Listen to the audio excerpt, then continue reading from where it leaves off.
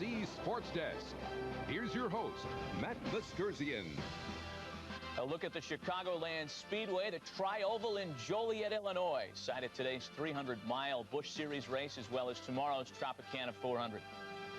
Hi, everyone. Welcome to our New York studio and the Sun America Sports Desk. We'll get you out to the Speedway and the start of the Busch Series race in just a few minutes. First, some news, and we begin with you. Enjoy. This has been the Sun America NBC Sports Desk. Sun America, the retirement specialist.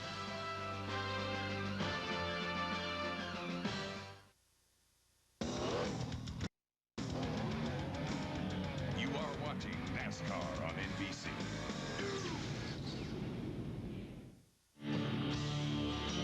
We're leading the Busch points. Pick it up. Let's go. We got to go to the racetrack. We got to race to win.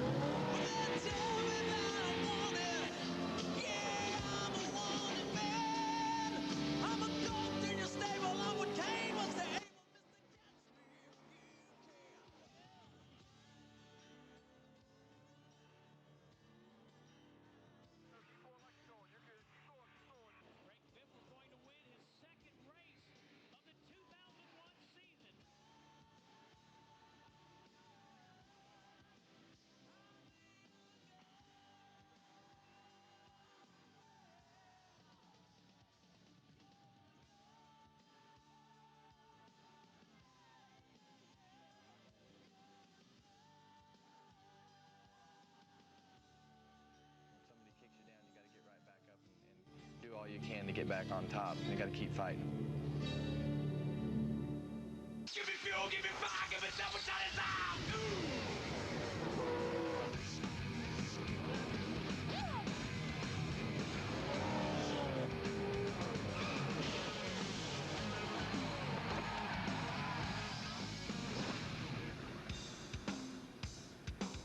NBC Sports presents NASCAR. Today, it's 300 miles for the Busch Grand National Series at the brand new Chicagoland Speedway in Joliet, Illinois.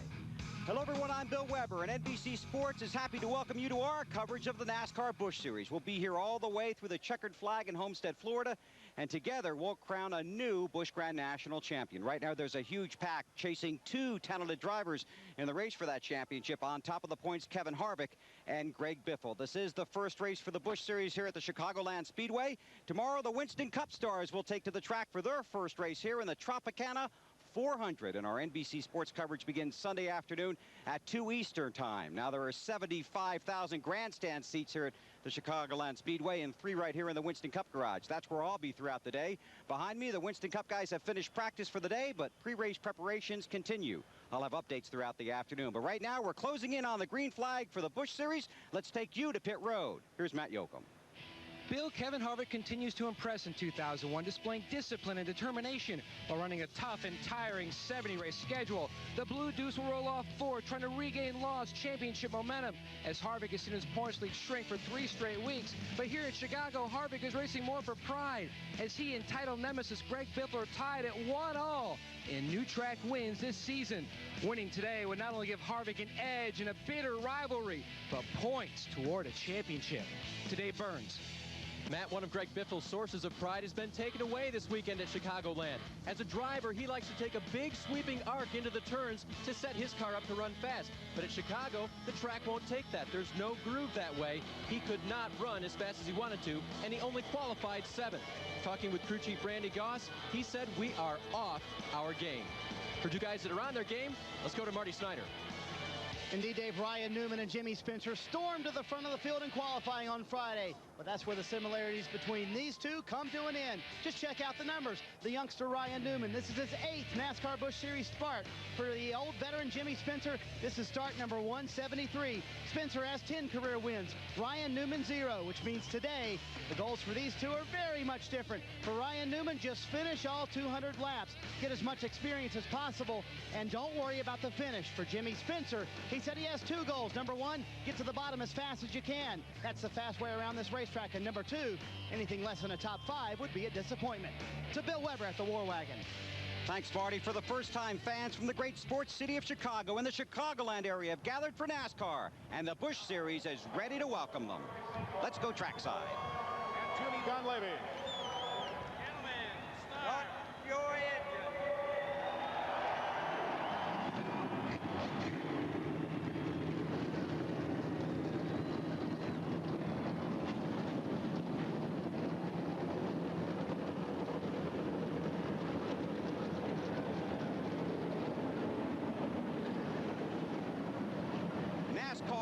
thundered into Chicagoland, getting ready for 300 miles for the Busch Series. And now here's the man that will call all the action all season for you on NBC Sports, Alan Bestwick. Bill, thank you and good afternoon from Chicagoland. I'm with the 1973 NASCAR Winston Cup champion Benny Parsons and Wally Dallenbach, a veteran of some 226 Winston Cup starts. You know, driving in traffic at 175 miles an hour is tough enough, but at a new racetrack, that's an extra handful. You know, usually when you go to a racetrack, the challenge is trying to find the proper setup, the springs and the shocks. This racetrack, they've been trying to find out how to get around the speedway. Check out what's happened so far. Buckshot Jones yesterday trying to qualify. Loses it coming off turn 4, down through the grass. And then later on in their happy hour practice, that final practice, Buckshot Jones blows an engine, backs it in the fence. Here you got Steve Park, lost it, backed it in the fence. A lot of these guys hit the wall pretty similar, Benny. Sure did. Mike Skinner yesterday in the NASCAR Winston Cup backs it in the fence. And this morning, first practice session, Dave Blaney in the fence hard. All these challenges we're talking about, Wally, the number one challenge might be for these guys trying to figure out how to pass. Right again, Benny. You got a brand new racetrack with one groove. So all these guys at the start of the race, I think, are going to be diving down to the bottom, getting to the bottom of the racetrack where the groove is. Eventually, they'll have to pass cars, and hopefully that second groove, and I know the Cup drivers will be watching today, hoping they get that second groove burned in. Inaugural races at tracks for the NASCAR Busch Series over the last decade usually have 8 or more cautions. It could be a wild one. Stay with us. NASCAR Busch Series racing from Chicagoland comes up next on NBC.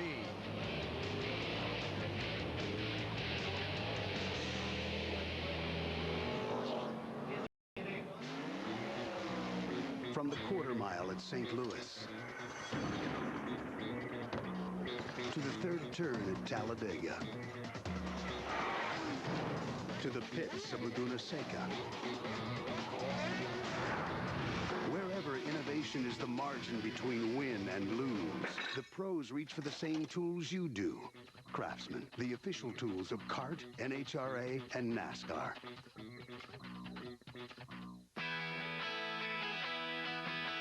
All across the country, people have places to go, things to do. So they go Midas for total car care. Need an alignment? We do that. Air conditioning? We do that. Brakes? We do that. Oil changes? We do that. Batteries too. Of course, mufflers. And we do all that with our certified technicians and our nationwide guarantee. So for total car care, who does it all? Midas. We do that. In the old days, athlete's foot meant using Lotrimin AF or Tenactin for 4 whole weeks. Who does that? Today, they're out. Because Lamisil AT changed everything. Lamisil AT kills the fungus with just 1 week's use.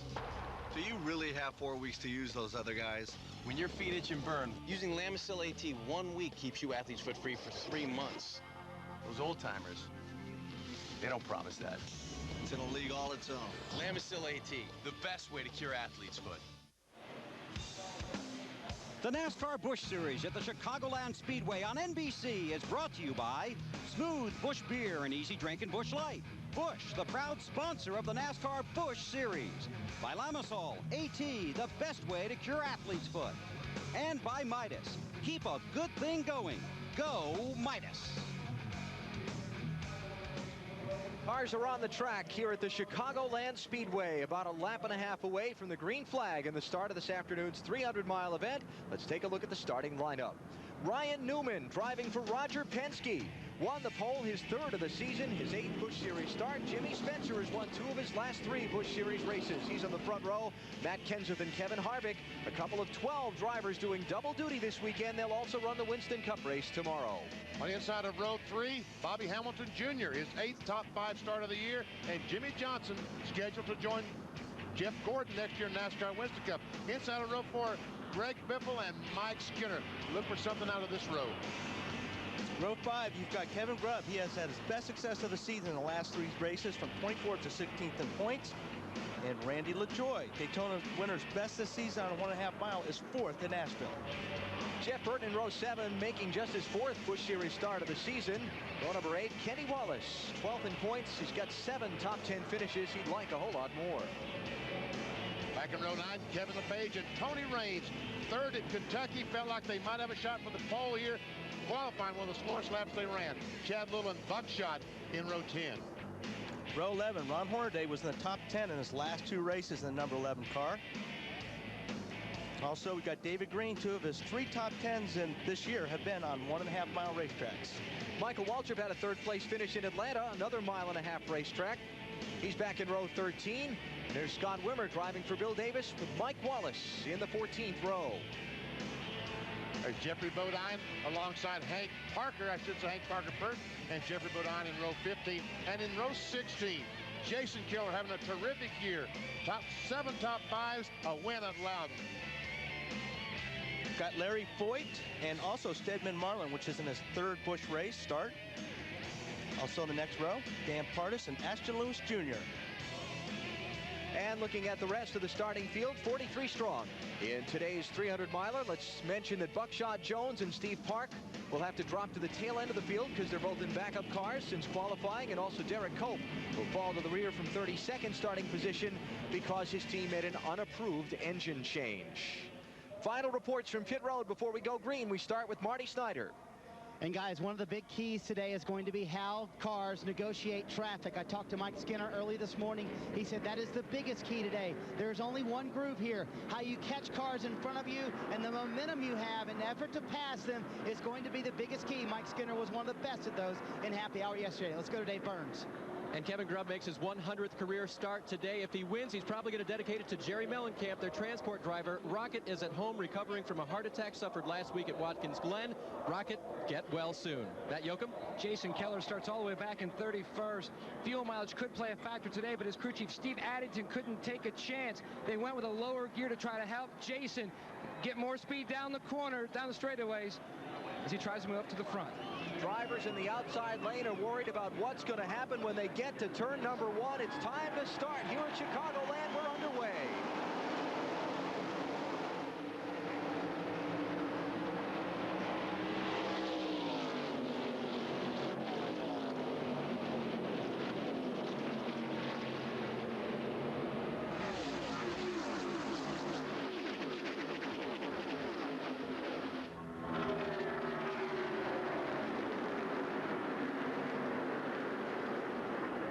Front 7 have quickly shaken out single file. The race is for 8th. Jeff Green inside of Mike Skinner.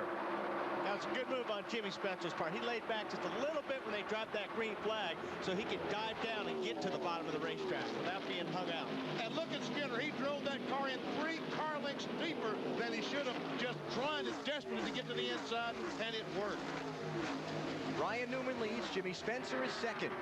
Matt Kenseth is 3rd. Bobby Hamilton Jr. is 4th. Kevin Harvick is 5th.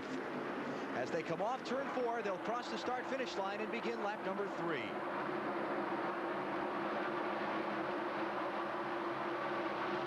The 9 cars, Jeff Burton, Randy LaJoy in 7. Ron Hornaday in the blue 11. And look at LaJoy hang up there on the outside. The NASCAR Winston Cup drivers are loving that because they're moving that groove out. Exactly, man. That's what I talked about. They want that second groove burned in as quick as possible for tomorrow's race. 3rd place, changing hands. Bobby Hamilton Jr. by Matt Kenseth. Matt's in trouble. Hang on, Matt. Hang on. Into the wall. Still fighting it down the racetrack. He's going to get away with it. He's going to get away with it in a way. He didn't wreck the other cars that were behind him. That's the only thing he got away from. But he did wreck his own race car. Oh, he's got a handful there trying to get through the corner.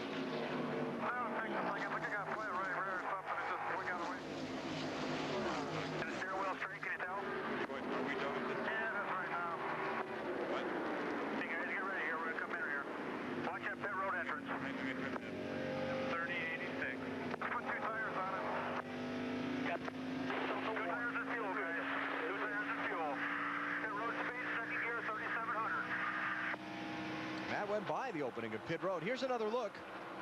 Wally just simply got in the corner, had to move up, and got too high. Yeah, that's how slippery it is up there. If you get 2 wheels up, normally it's going to suck the other 4 wheels up there.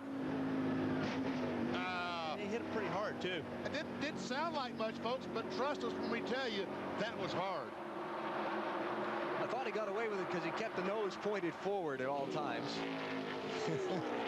He got away with a lot more damage that could have happened, yeah. Now they're going to come in and change 2 tires, but they don't know what's wrong. I mean, The rear end could be bent on it.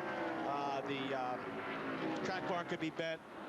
Right now, he's standing on the racetrack just hoping that someone else will have a problem. NASCAR will throw the caution flag, and they can work on it during a slowdown period.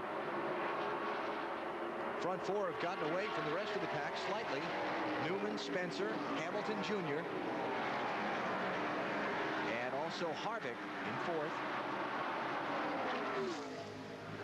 Coming in pit lane right now, Matt Kenseth is.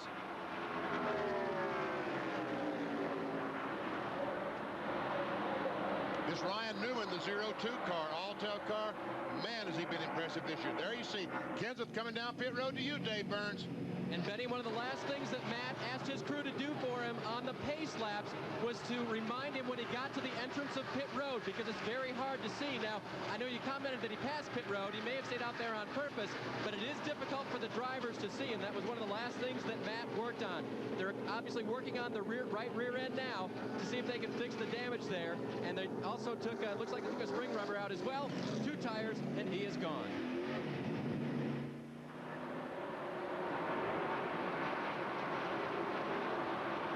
Leader Ryan Newman opening up a little bit of a gap on Jimmy Spencer.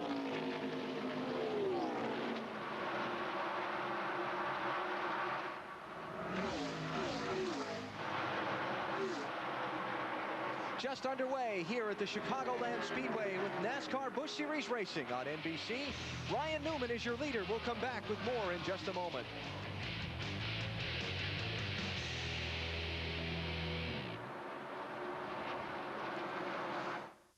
A place where the sun always shines and folks love a good meal. It's got to be Applebee's. Good in the neighborhood. Summer salads are in the air. We're tossing Oriental chicken with crunchy almonds and tangy dressing. Or dive into new salads like garlic crusted shrimp Caesar. And for a limited time, the Steakhouse. 11 ounces of sirloin with crispy greens and blue cheese only at Applebee's. And check out Applebee's new menu items like the appetizer sampler. That's eating good. Never once did your car ask you for flowers. Never once did it ask you if it looks fat. Or did it get mad at you for leaving the seat up? Doesn't it deserve something special in return? GNC sponsors my car. Now I'm returning the favor by driving people to enter the race to GNC sweepstakes. You into NASCAR, ma'am?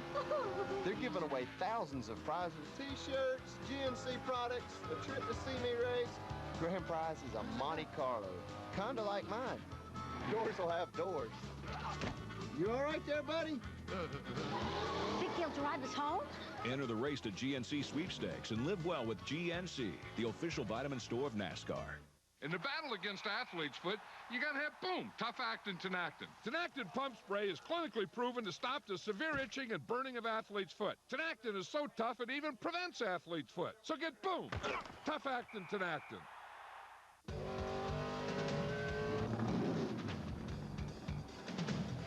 Busch in the middle down there. Okay, we'll get on it. John Andretti appreciates the surgical precision of the technicians who keep his car running on the track and on the street. And he knows that the pros who work on family cars demand quality auto parts from CarQuest. How is everything, John? Car's great, but my back hurts. So now what, I'm your doctor? CarQuest Auto Parts, the professional choice. Defending champion Annika Sorenstam looks to continue her stellar season at the Sybase Big Apple Classic. Coverage begins next Saturday at 2 Eastern on NBC. Team Audi has been tearing it up. Will their dominance continue? The American Le Mans Series returns to the U.S. for the X Factor Grand Prix of Sonoma next Sunday on NBC. NASCAR on NBC is at the Chicagoland Speedway where the caution flag has just come out. The car you see slowly on the bottom of your screen, Steve Park, along with Ashton Lewis, have just gotten into the wall in turn 2. Let's take a look at what happened. We see Ashton Lewis and Steve Park making contact, and Ashton Lewis, the 46 car, goes up the hill to catch it, and Steve Park had gone up. I think Park was going to be okay, but Lewis, chasing the race car, moved up in front of him and hit him again. Looks like right here that Derek Cope in the 94 car gets in the back of Steve, maybe? Yep. Doesn't take much, does it? Somebody in the front of that group jabbed the brakes or something, and the whole chain reaction just kind of kept creeping backwards until finally these two guys ran over each other. Let's take one more look at it. That's second time this weekend Park's been into the wall. Different angle there. Well, that's tough to call from that angle. Yeah. And the worst part about Alan, that's the second time that Ashton Lewis has been on the wall as well. So both those cars had crashed earlier. In different cars. Both these cars were backups. So Lewis to the garage, Park to the garage. Kelly Denton has also taken his car behind the wall, unrelated. The hood's up on that machine. So finding some trouble early. We talked about it. These inaugural races at tracks for the NASCAR Busch Series have tended to be rough. We see the yellow flag a lot. Ryan Newman, I thought he was coming to pit road. That was simply a ploy, trying to get someone else to go down to pit road and hopefully get him back and lose all that track position. 15 laps in. I don't know why you'd pit. No.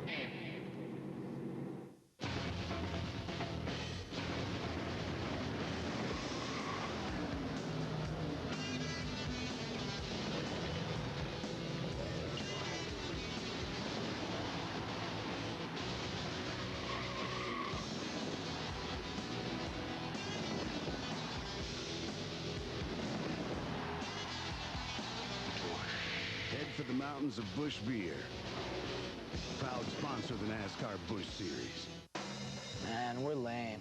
We should sell it and do commercials. Totally. Dr. Pepper's got a contest going on. It's only them and RollingStone.com. Twist off the cap and take a look. Dr. Pepper paid us to sing this list to you. 3 concerts, first class traveling, MP3 downloads. Oh, here comes the tiny tag. Dr. Pepper, logo me out. All right.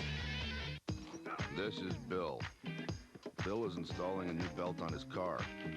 The belt he purchased isn't exactly right, but it seemed like a bargain, and Bill's determined to get it on there.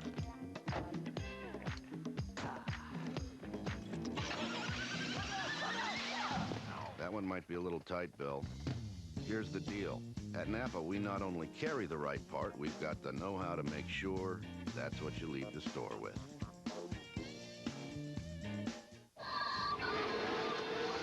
Welcome. Gentlemen, start your engines! Track running back on.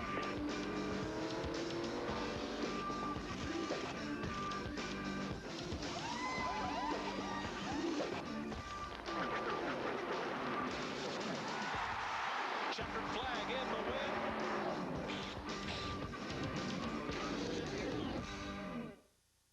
The world's greatest women athletes. The WNBA on NBC. The Stars face the Mercury next Saturday at 4 Eastern. Welcome. Track running back on.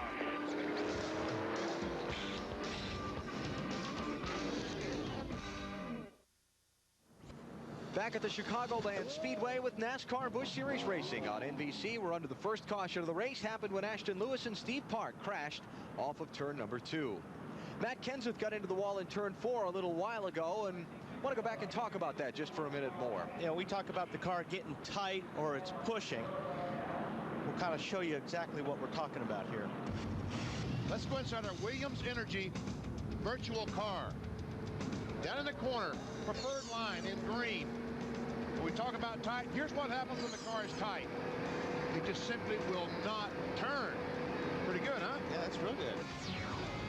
And you'll see a lot of that here today. Not real good when you're behind the wheel. No.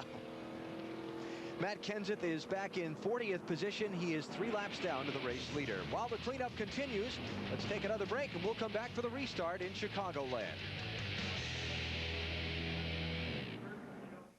Have you checked out America's #1 show, Fear Factor? Critics are saying it's a hit, an adrenaline rush. It makes Survivor competitions look like pin the tail on the donkey. Even fake critic David Manning raved, it's the best show I've never seen. New, different, Fear Factor, NBC every Monday at 8, 7 Central. Two more summer blockbusters are heading your way from Suzuki. Lease the 7-passenger XL7 for just $249.95 a month with only $2,000 total to start. Or check out the Suzuki Grand Vitara. At 0% APR for 48 months, you can save more than $4,300 in finance charges. Don't miss this chance to get your new Suzuki here at Grand Suzuki's Blockbuster event. Low monthly leases, 0% financing, and huge savings. Here at Grand Suzuki on Division, just south of 28th. Hurry in. Kids like chicken. Kids like ham. Kids even like cheese. They just don't like them touching. But you've grown up. You actually enjoy a great blend of flavors, like the chicken cordon bleu from Arby's. A whole breast filet, plump and juicy, layered with tender roasted ham and topped with creamy mild Swiss. You won't believe how good it tastes. The chicken cordon bleu, only at Arby's. Satisfy your grown-up tastes. They played in half-empty stadiums. Billie Jean Carroll Miller. So we could get standing ovations. Flojo. Martina Navratilova. They endured catcalls. So we could be superstars. They were called different. Wilma Rudolph. So this would be normal. Chris Evans. Daddy Stokes. They created a world where we could jump, shoot, sing, shine, try. Don't blow it. Don't blow it. Michigan Television News Photographer Station of the Year, Wood TV 8.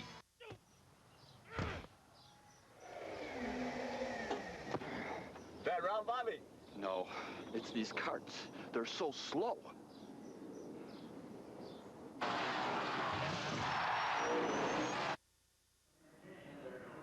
Half a lap from the restart at the Chicagoland Speedway as the cleanup is about wrapped up. Our Wendy's race menu. The race for the championship continues tomorrow with the Tropicana 400 for the NASCAR Winston Cup Series at 2 Eastern Time on NBC. Then Monday night at midnight Eastern Time on TNT, it's our Tropicana 400 Encore. Hope that you'll be with us as we take you back through the race for the championship all the way through the end of November. They've waved off the restart, so let's head down into the garage to Dave Burns. Alan, it has not been a good time here for Steve Park at the Chicagoland Speedway in the Busch car. You crashed in testing, you crashed yesterday, and then, Steve, you crashed today. What happened out there?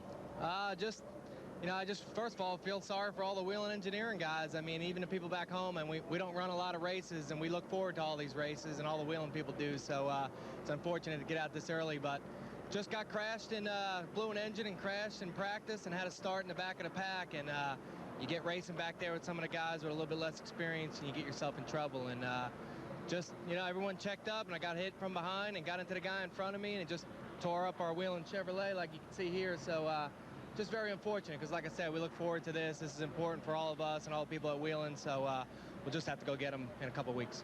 All right, and he will race, of course, in the Winston Cup race tomorrow right here in Chicago. Let's go to Matt Yoakum.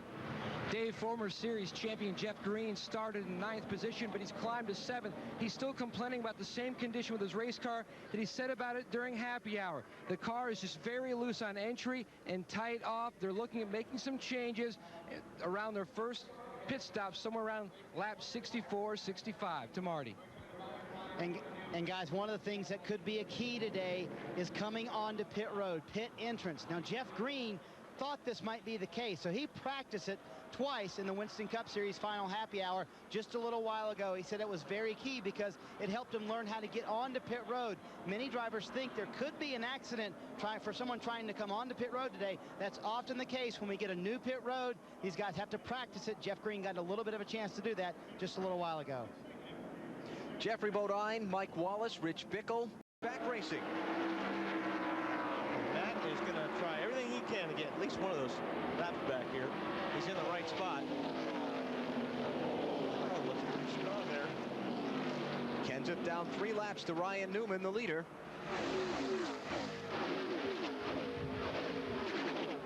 But Ryan Newman does not let him get away with that. Meanwhile, Harvick going for 3rd spot in the 2 car on the inside of Bobby Hamilton. And Hamilton wisely backs off and goes in the corner fairly easy, losing 4 spots. They lose more. They got him. Yep. Man, look how many spots he lost just by getting out of that groove. Harvick tried to get on the inside of Spencer, could not quite make it. That's wisely. Biffle running 5th. And Bobby Hamilton way up high in the wall. Lewis Hamilton Jr. He had a flat right rear tire. Saw the casing of it rolling away. Caution's out again.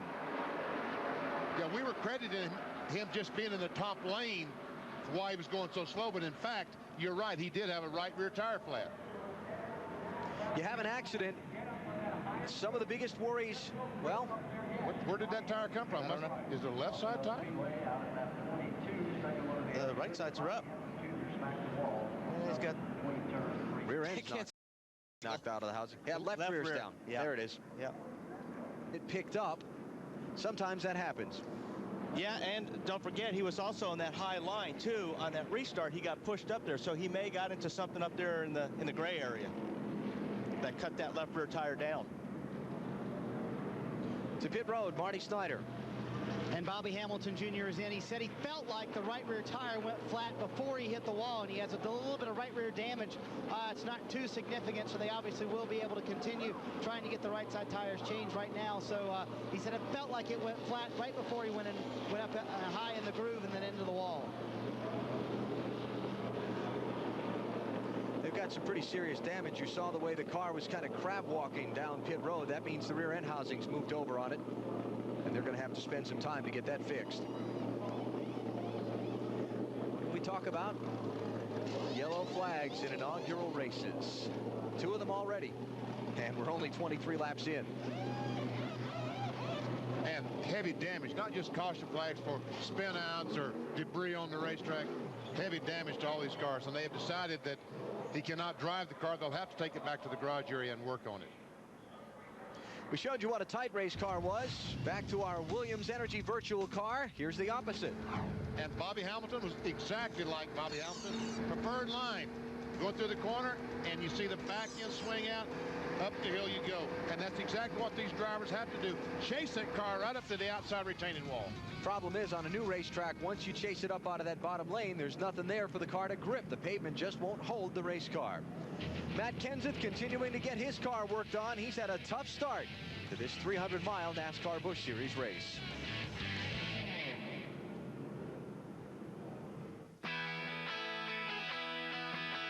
All across the country, people have places to go, things to do. So they go Midas for total car care. Need an alignment? We do that. Air conditioning? We do that. Brakes? We do that. Oil changes? We do that. Batteries too. Of course, mufflers. And we do all that with our certified technicians and our nationwide guarantee. So for total car care, who does it all? Midas. We do that. In the battle against athlete's foot, you gotta have, boom, tough-acting Tenactin. Tenactin pump spray is clinically proven to stop the severe itching and burning of athlete's foot. Tenactin is so tough it even prevents athlete's foot. So get, boom, tough-acting Tenactin.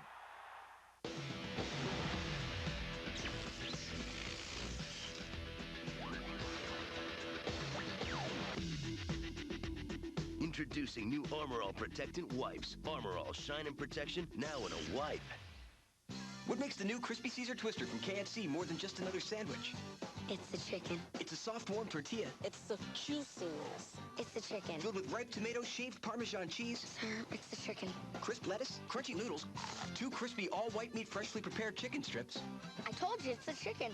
It's hot.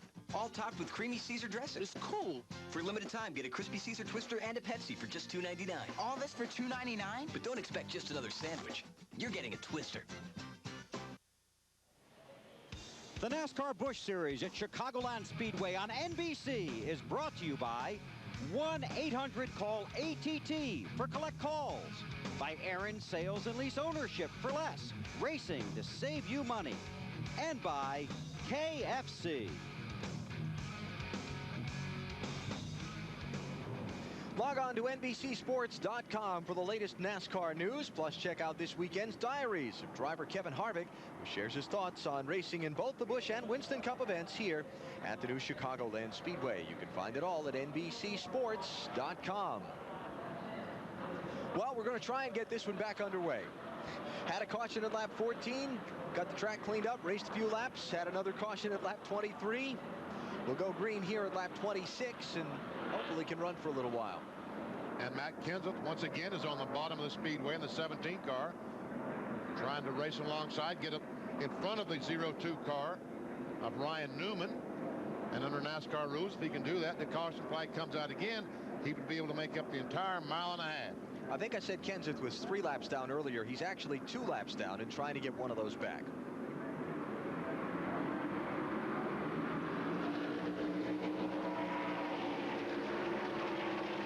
Oh, who's that? Way up on the outside on the restart. Who would it be besides Ron Hornaday? Well known for getting the best restarts of anyone. Look at this. Kenseth opens the lane under Newman. Here's Spencer with a bid for the lead.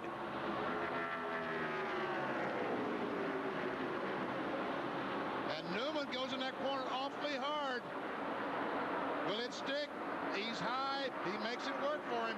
But here comes Mike Skinner, the 21 car, for the second. But Newman, and here's going for the lead. 3 wide. That was a recipe for disaster. That wasn't going to work. And here's Greg Biffle. He's going to try his best to follow Skinner to open that door because I want to go in. Spencer to the lead. Skinner gets second. Ryan Newman is third. Here comes Skinner underneath the lap car of Matt Kenseth. Biffle all the way to the apron.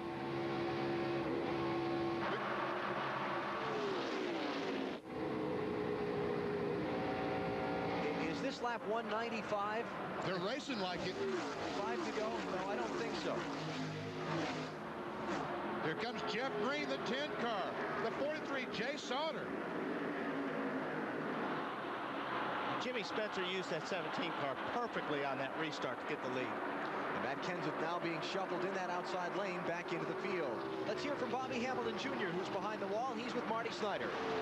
Well, Alan, and the day started well for Bobby Hamilton Jr., who started 5th. But, Bobby, you're back here losing valuable laps. What happened? They had that wreck before, and the cleanup crew, they went everywhere but the groove. And I heard it when I hit I heard it when I ran over it. It banged underneath there and cut a right rear tire down. I seen them cleaning. They cleaned the inside of the groove and completely on top of it. Didn't even bother getting the groove, and they just cost us a race car. But Dr. Pepper crew gets laps. And they are going to get back out, and they will make some last tough break for these guys. They haven't a top 10 since Nazareth in May. Troubles for Rich Bickle on pit road. It looks like there is an oil line loose or something because he had too much speed for it to be an engine problem. But the various NASCAR spotters around the racetrack, including on the starter stand, have all reported that they can't see any oil or other liquid on the track, so we're going to stay under the green. Jimmy Spencer took the lead away from Ryan Newman a couple of laps ago.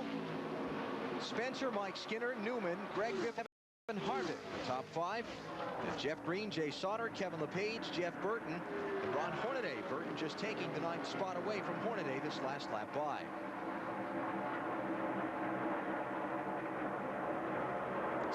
A little faster than Spencer the last time around. 21 car reeled him in a little bit that last lap there.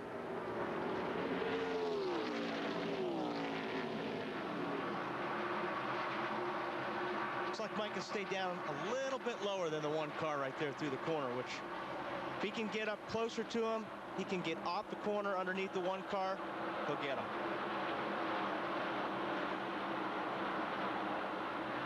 We saw Rich Bickle on pit road smoking a minute ago. Dave Burns, what happened there? Alan, it looks like they may have had an oil line come off. There's oil all over the engine bay. You might be able to see it on the hood. But Rich obviously wants them to try to fix it to get back out there. So obviously if it had flown, he wouldn't still be here trying to fix it. So probably just an oil line as they go to work on it. One for you, BP. Well, the thing was still running too fast because you knew the engine was making power and propelling the car around the speedway. Jimmy Spencer has won 2 of the last 3 NASCAR Busch Series races he's entered in this car. James Finch owned the machine out of Panama City, Florida. Mike Skinner driving for Richard Childress Racing as he does on the Winston Cup side.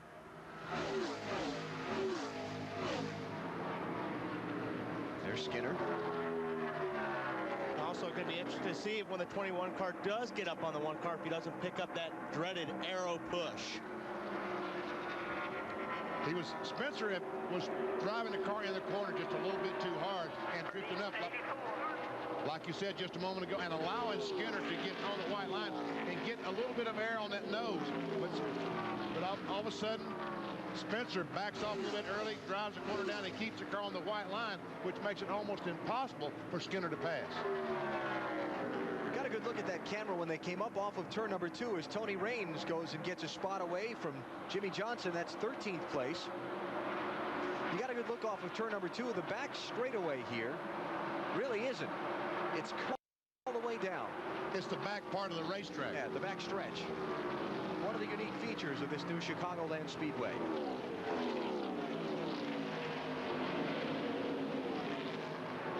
And I'll tell you what, the people have responded to this racetrack. They have 75,000 seats here. They're not all full today, but they're almost all full. And they'll all be full for the Tropicana 400 tomorrow. So look down from the helicopter. Look at the crowd. Not too many of them empty. Outstanding. No, that is outstanding. Greg Biffle and Kevin Harvick racing for 4th and 5th. This rivalry has gone bitter. Oh! The 02 car was trying to pass Shane Hall up in the corner, and I thought he was in big trouble, but able to get by, and there we go. Biffle goes by, and here comes Harvick, and yes, you're right. This thing is going to get ugly before the year is over. Harvick, Biffle, and Harvick. Harvick leading Biffle by 102 points for the Series championship. Biffle, a rookie in the Busch Series, was the Craftsman Truck Series champion for NASCAR last year, driving for Jack Roush. This is a fight among a couple of guys who are going to be racing against each other for NASCAR wins many years down the road. Harvick driving for Richard Childress, Biffle driving for Jack Roush. Good equipment, a lot of talent. A Ford, a Chevrolet, doesn't get much better than that. Yeah. You see how the two championship leaders have done so far today.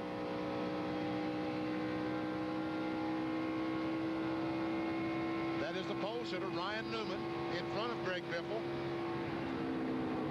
We hear Biffle backing off the throttle, back on it.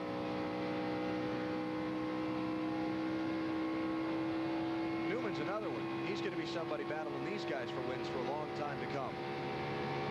Driving for Roger Penske, they've been running some ARCA Series races this year, some of these NASCAR Busch Series events, a handful of Winston Cup events.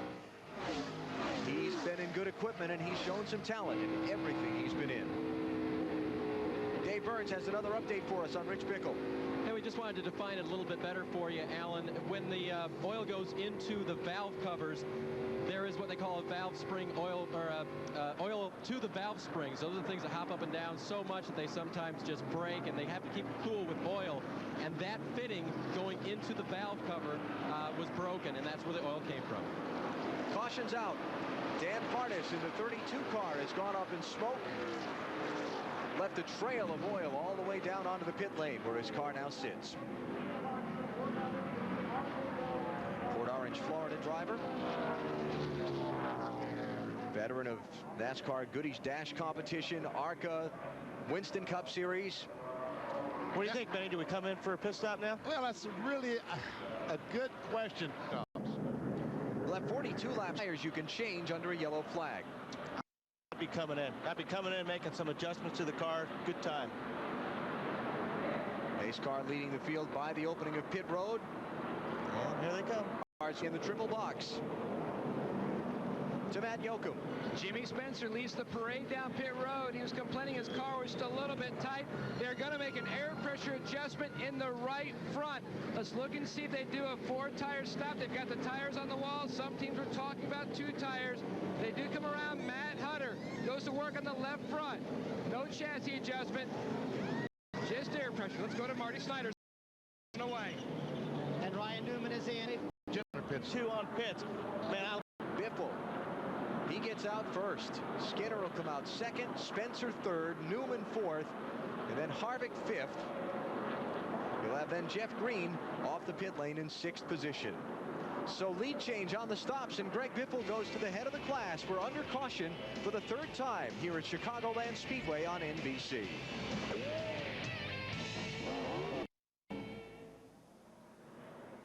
1-800-CALL ATT has a new spokes. Oh, no, not the top. For collect calls, dial C-A-L-L-A-T-T. That's not right, is it? $30,000, Mom. No, it's for a physics book. No, really. 1-800-C-A-L-L-A-T-T. Practice, practice, practice. Doctor, I got a growth. The way it was written, please. 1-800-C-A-L-L-A-T-T. Nice job, Carrot Stick. Save big bucks on every call. Dial 1-800-C-A-L-L-A-T-T for collect calls. Can I have your number? Excuse me? Dude, wake up. Hello? Yoo-hoo! Just a reminder, Wendy's pickup window's open late, so you can get a classic half-pound double with cheese made fresh. Forget something? And eat great, even late. Oh, right. The number 99 Aaron's Dream Machine. Oh, yeah, ain't she? Of course, she don't compare to the wife, though. Really, these are the true Aaron's Dream Machines, the products we all dream about owning. And at Aaron's, everyone's automatically pre-approved with no credit required? Yeah, and you get the guaranteed lowest price, too. So you can afford this awesome RCA 52-inch big screen TV with picture-in-picture, big speaker sound, and free screen protector. And I'm really pre-approved? That's right. So let Aaron's drive your dreams home today. Your car never nags. It never complains about how much time you spend with the guys. It thinks a little gas is a good thing. Here's to the perfect relationship. Now you can own 13 Days on the next generation of DVD. We're talking about nuclear war. 13 Days, now on Infinifilm DVD. Experience one of the best films of the year. Interact as special features take you beyond the movie. As you watch it, escape with historical documentaries, deleted scenes, and more incredible features that take you beyond the movie. 13 Days, now on Infinifilm DVD. Preview at infinifilm.com. It was a victory for the ages, a storybook triumph, a celebration to remember and cherish. Following his heroic emotional win in Daytona, Dale Earnhardt Jr. sets his sights on capturing first ever Tropicana 400. Tomorrow at 2 Eastern on NBC NASCAR.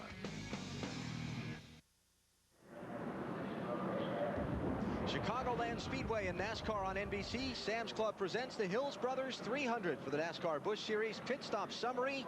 Greg Biffle's team gets him out first. He came down pit road in the 4th position. Marty, what'd they do down there?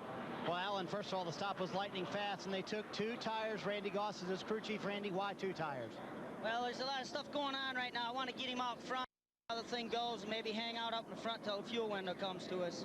And he joked with me earlier. He said, I'm inexperienced at this. I'm just going to guess at this one. So they put a rubber in the right rear. He was a little bit tight as well.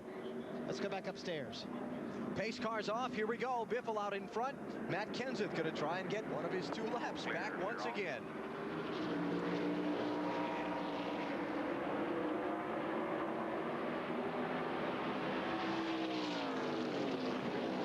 That's that track position. That's why Randy did that. And he also got the lap car of Matt Kenseth between himself and Mike Skinner. A few laps of breathing room. 38 car is Christian Elder. He is not on the lead lap. Jeff Green going to pin Newman up in that outside lane.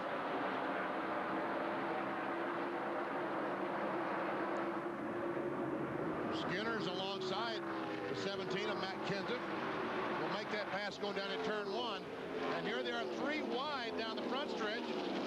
Wazzy, they get into a double file line into turn 1 as we see the 43 car of Jay Sauter caught high. Sauter back in 17th. And losing spots quickly. Scott Wimmer going by in the 23.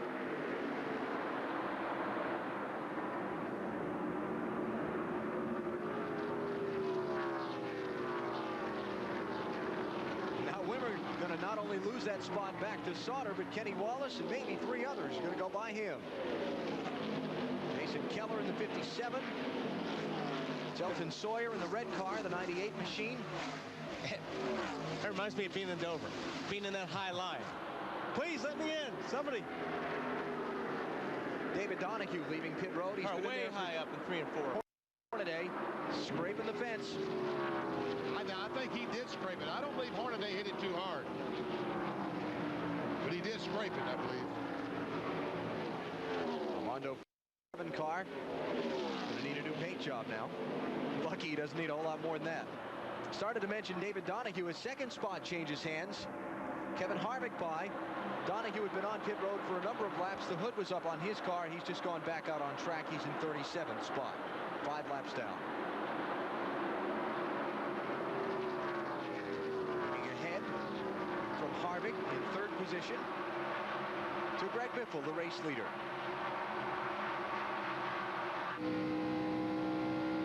While we watch this, Dave Burns can add more for us on David Donahue. Alan, they came in, they were having carburetor trouble, so they swapped it out. New carburetor for David Donahue, but that's put him down. Donahue been driving sports cars for the Dodge factory team last several years. Getting an education in the NASCAR Busch Series, but that's all he asked for, was a chance to learn and prove that he could do it. Back to Ron Hornaday here racing with Randy LaJoie for 13th. It looked like to me that Hornaday got down in turn 3 and got a little bit loose and had to chase the car up the hill, and the wall stopped him. He'd probably gone another 10 or 15 feet if the wall hadn't been there.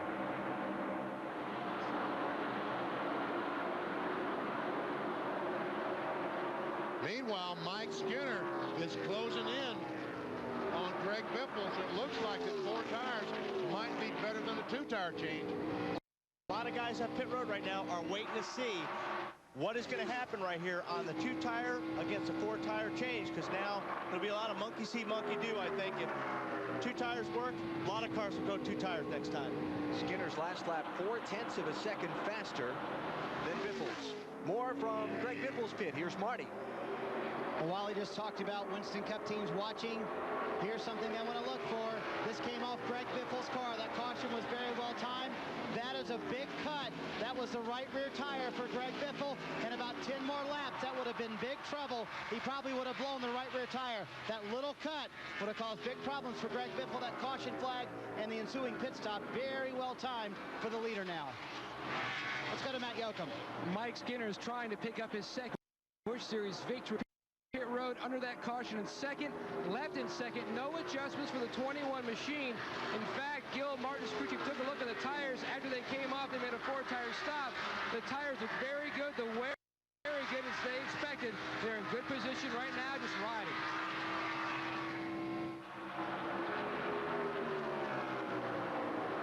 Now that lap by the last one, Biffle and Skinner ran almost identical times. They're both in the 30.8s for lap times. I think if Biffle can do like Jimmy Spencer did, if he can keep the 60 car down on the white line, I think Skinner will have a hard time past him. But it looks like Biffle's car off the corner is picking up a push. And there we see the 71 car going by the 02. Kevin LePage having a great run. Ryan Newman, our pole sitter, was so good in qualifying and practice and everything else, looked like to be the dominant car here, falling back to the 7th position. More on Kevin LePage from Dave Burns. Alan, he's having a great weekend in the car that he owns, but this week he got the kind of news you don't like. State Fair brand Corn Dogs is not coming back as next year, so he's currently in sponsor shirts. When he came in, he was a little bit tight. They went up on the track bar, adjusted the air pressure a little bit, and the team picked up 2 positions. And a fast pit crew can be a great thing to attract sponsors to your car. Started 17th, running up in 6th position now is Vermont's Kevin LePage. 55 of 200 laps are complete here in Chicagoland. Greg Biffle is out in front on NBC. This is a bucket of water. And this is Goodyear's new and improved AquaTread 3. At highway speeds in a downpour, a set of AquaTread 3 tires pumps away over 6 gallons of water per second. That's over 360 gallons per mile. With its 80,000-mile tread life limited warranty. That's a lot of water. Think about it next time it's pouring buckets. New AquaTread 3. Only from Goodyear. Goodyear, Goodyear. Feel the power. You're on the edge. You're racing head-to-head against NASCAR's best drivers. Oh, yeah. This is heat. NASCAR heat. Pushing your PlayStation 2 into overdrive. Rusty Wallace says it's the best NASCAR game ever. The only game where NASCAR drivers dare you to compete in challenges they actually faced. They designed it. Now you're racing it on PlayStation 2. Oh, yeah. This is heat. NASCAR Heat, rated E for everyone. I'm just a man, just a guy and a dude, and I'm hungry. And I'm moving real fast because I'm going first class for steak at Taco Bell. Jones in for a grilled steak, taco steak's the king of meats. So I run and I walk because I can't find my horse to ride there. Gonna shake for marinated steak I found at Taco Bell. Grilled steak taco from Taco Bell. Step up to steak, only at the Bell.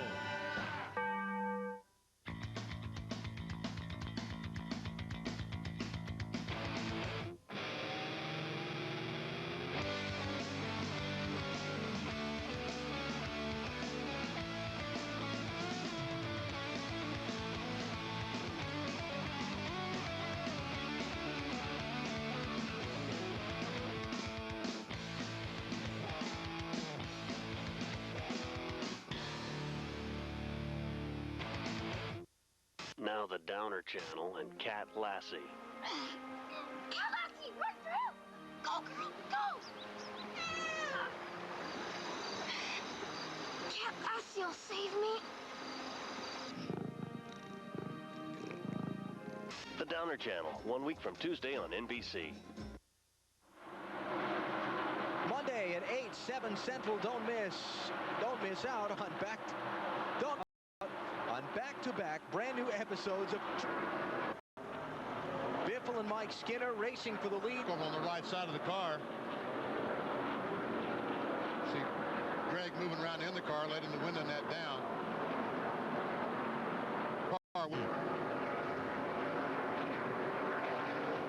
Let's take another look. Don't forget the 2-car of Harvick. Here he comes out on the apron of the speedway. And right here, Biffle just trying to go down in the corner. And what happened? The 21 car of Skinner backed off more than Greg Biffle was expecting. He had to slam on the brakes. And when he did that, he spun himself out. You're absolutely right, Benny. You can see the 60 car run up on the 21 car. He turned the wheel down left to avoid hitting the 21 car. Lost the car.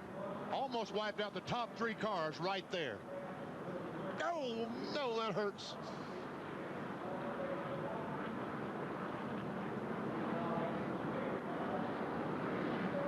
Another look. 63 is Shane Hall, the lap car. See, that's why Skinner was backing off. That's why Skinner was backing off, because of the lap car of Shane Hall. Now we ride with Greg Biffle. And listen to this, folks.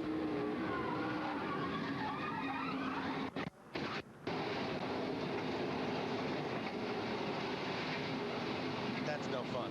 That is no fun at all. And look at the rear of that car is gone. It's just gone. A vicious crash for Greg Biffle. Fortunately, he is out of the car. We're under caution here at Chicagoland.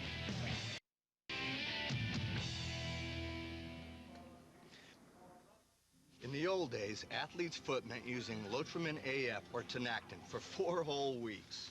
Who does that? Today, they're out. Because Lamisil AT changed everything. Lamisil AT kills the fungus with just 1 week's use. So you really have 4 weeks to use those other guys? When your feet itch and burn, using Lamisil AT 1 week keeps you athlete's foot free for 3 months. Those old-timers, they don't promise that. It's in a league all its own. Lamisil AT, the best way to cure athlete's foot. There's a place where the sun always shines and folks love a good meal. It's got to be Applebee's. In the neighborhood. Summer salads are in the air. We're tossing Oriental chicken with crunchy almonds and tangy dressing. Or dive into new salads like garlic-crusted shrimp Caesar. And for a limited time, the Steakhouse. 11 ounces of sirloin with crispy greens and blue cheese only at Applebee's. And check out Applebee's new menu items like the appetizer sampler. That's eating good.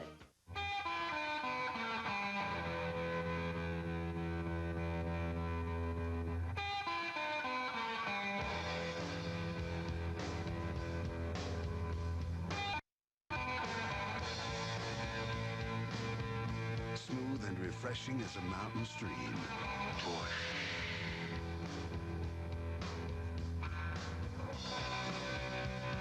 Head for the mountains of Busch beer. Be part of the race to the NASCAR Championship with TNT, NBC, and Pet Boys. by winning the Pep Boys Pennsylvania 500 Watt Win Sweepstakes. To enter, stop by Pep Boys for your game card. Watch the race on TNT. Match your game card to the Pep Boys leaderboards during the race and win a NASCAR 3-race tour or thousands of other prizes instantly. Watch the Pennsylvania 500 presented by Pep Boys July 29th on TNT and you could win. The drama of NASCAR is on TNT. Strap yourself in for full throttle Winston Cup action when Gordon and Jarrett battle it out at the New Hampshire International Speedway. Plus, the Busch Series heats up the Gateway International Raceway. Next Saturday, the CarQuest Auto Parts 250. Then Sunday, the New England 300. See the race for the championship on TNT and NBC. As I was trying to say a minute ago while I was watching all that mayhem out the window, Monday at 8/7 Central, don't miss out on back-to-back brand new episodes of Fear Factor and Weakest Link. That's a new Fear Factor followed by a new Weakest Link and an all-new Dateline starting Monday at 8/7 Central on NBC. Championship standings. Kevin Harvick leading Greg Biffle by 102 points coming in. Harvick's leading. Biffle's headed to the garage. And a finish probably no higher up than 39th position. Cleanup continues. We'll take a break and come back to Chicagoland Speedway in just a minute.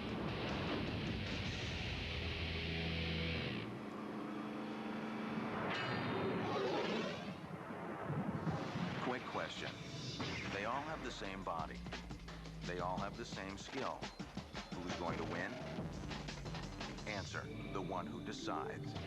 Myoflex ready-to-drink shakes from EAS. Now available with less than 4 grams of carbs. Right now, save 20% on all EAS sports products, only at GNC. Not one leading conventional oil could pass all these grueling lubricant tests. But then again, there's nothing conventional about Syntec. Castrol Syntec protects in ways other oils can't.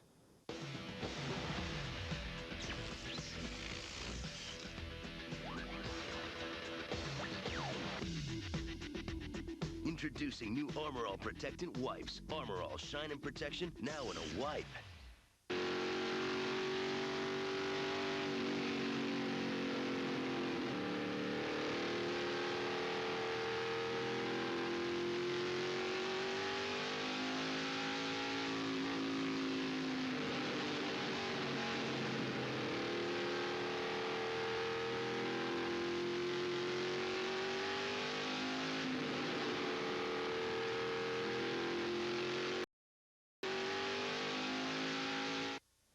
The NASCAR Busch Series at Chicagoland Speedway on NBC is brought to you by General Nutrition Centers. Visit one of GNC's 4,500 stores nationwide to help you live your life the best. GNC, live well.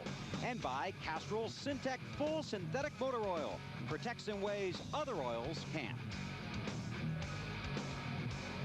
Biffle has taken his ride in the ambulance, been checked over. You're standing here. You're okay, but pretty hard hit.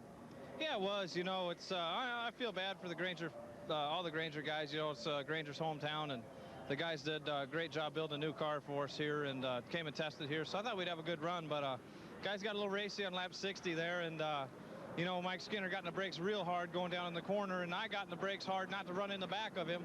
And well, the rear brakes locked up. We had a brake problem earlier in practice. We took the proportioning valve out. So when I got down in the corner there and hit the brakes real hard, it just locked the rear tires up and sent me around. So it's kind of unfortunate for us in the points race, but I guess this is Harvick's Christmas present. Well, he said it. Kevin Harvick gets a big advantage from Greg's misfortune. Firing back a line that Harvick said after Biffle won a race at Milwaukee July the 1st on fuel mileage. He said there's Biffle's Christmas present. Point, counterpoint. Green flag. Harvick's the leader. Skinner is second. Jeff Green is third. Jimmy Spencer is fourth. Ryan Newman is fifth. 7 Busch Series races. That's one of those stats that you just sit there and say, wow.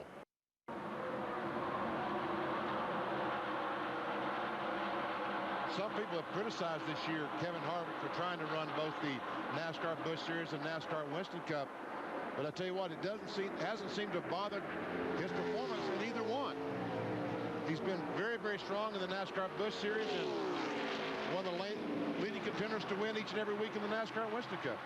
There's nothing any more important than seat time, Benny. You know that, and I think that's what he's trying to do is get as much seat time as possible, especially running these races on Saturday. Definitely going to help him on Sunday. We'll see Harvick tomorrow in the Tropicana 400 on NBC, driving Richard Childress Racing Chevrolet. Dale Earnhardt Jr. among those chasing the checkered flag. 2 Eastern time is when our coverage begins.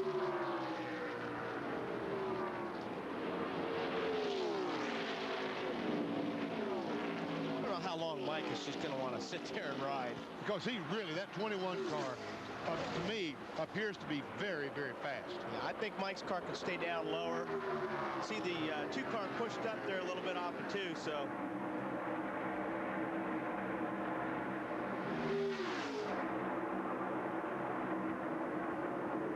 Mike Skinner took over this car about 9 races ago. He's had 5 top 5s and finished 11th or better in all but 1 of the races he's run in that 21 machine so far this year.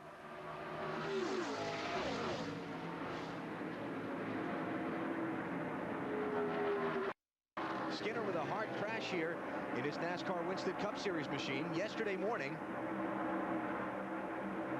Turn 4, right about there is where he crashed, a little bit farther up the track from there. Had to bring out the backup car. Turned around and qualified that backup car in 7th place yesterday afternoon. So it sounds like that Mr. Skinner likes the Chicagoland Speedway, even after it reached out and smacked him.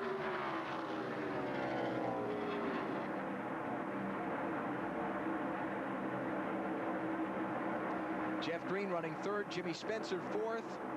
They are about a second behind these front 2. See the interval there? It looks like that Green and Spencer are closing in a little bit on Skinner. I think when they start coming up there and Skinner can realize they are gaining on him, I think at that time he will have to go up and put some pressure to pass the 2 car. And I think RC is watching that happen as well. I think he's sitting there saying, okay, our cars are out front. These guys are catching them.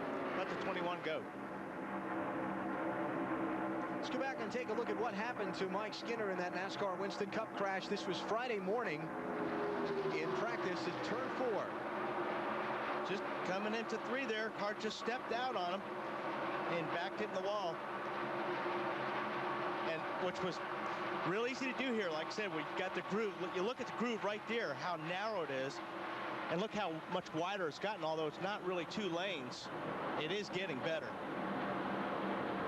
Matt Yoakum can add more. Alan, I spoke to Richard Childress, owner of Richard Childress Racing, who owns Busch and Winston Cup cars this weekend.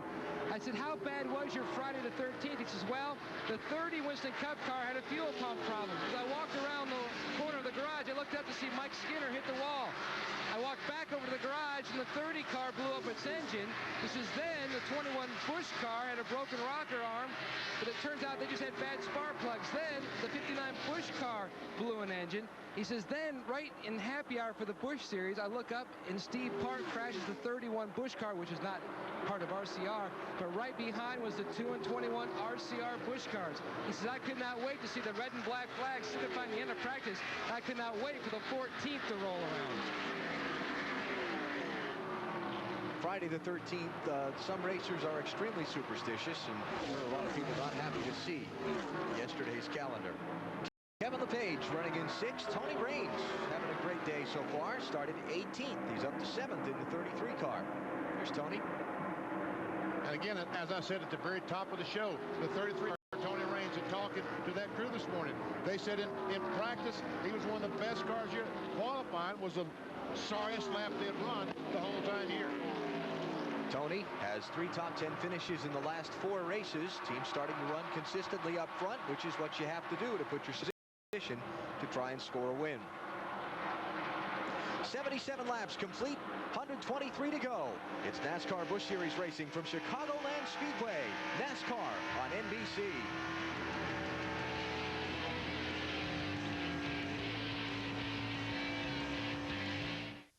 This fall, it's your first day as a doctor. How do you feel?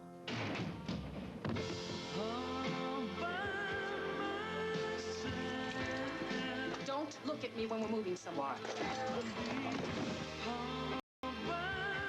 Scrubs, coming this fall to NBC. I thought my numbers were impressive. Our economical ambassador paint service is only $189. Mako is good, fast, and a great value. It's Mako for makeovers. Call 1-888-MAKO-USA.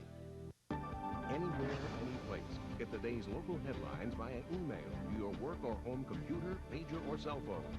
Log on to woodtv.com and let West Michigan's news leader know you want free e-news delivered every day.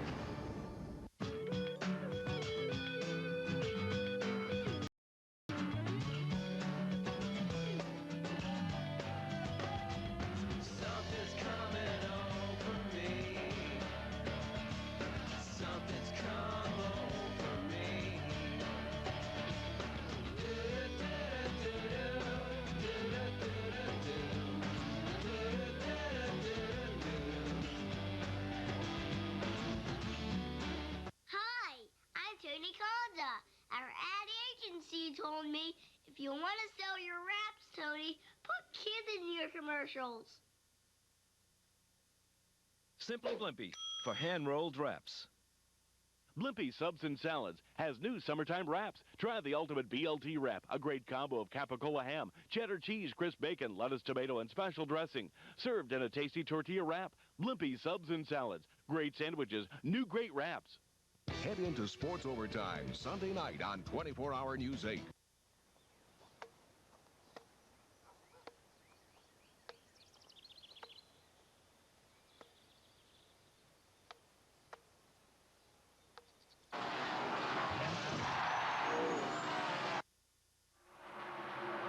NASCAR on NBC from the brand new Chicagoland Speedway.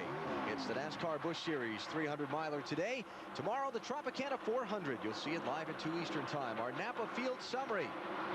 5 leaders, 4 lead changes. Cautions have been the big story. 4 of them already in the first part of this race. Steve Park and Ashton Lewis crashed. Bobby Hamilton Jr. crashed, had oil on the track from Rich Bickle's car. And then Greg Biffle crashed racing for the lead. The latest leader is Kevin Harvick, who was pulled away from Mike Skinner now by 1.01 seconds. I thought that Skinner was just riding back behind the 2-car, but that's not the case. The 2-car started driving away from Skinner, and you see the advantage that he has. And it looked like the 10-car was going to gain on Skinner. All of a sudden, that stopped.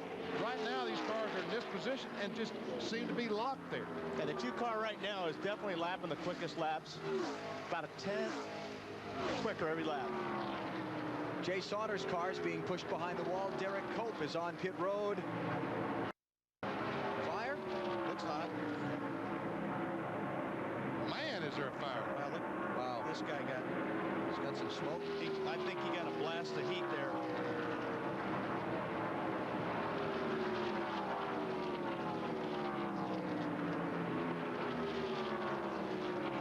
I think the fireman tried to put the fire out and squirted the stuff in his face is what I think happened.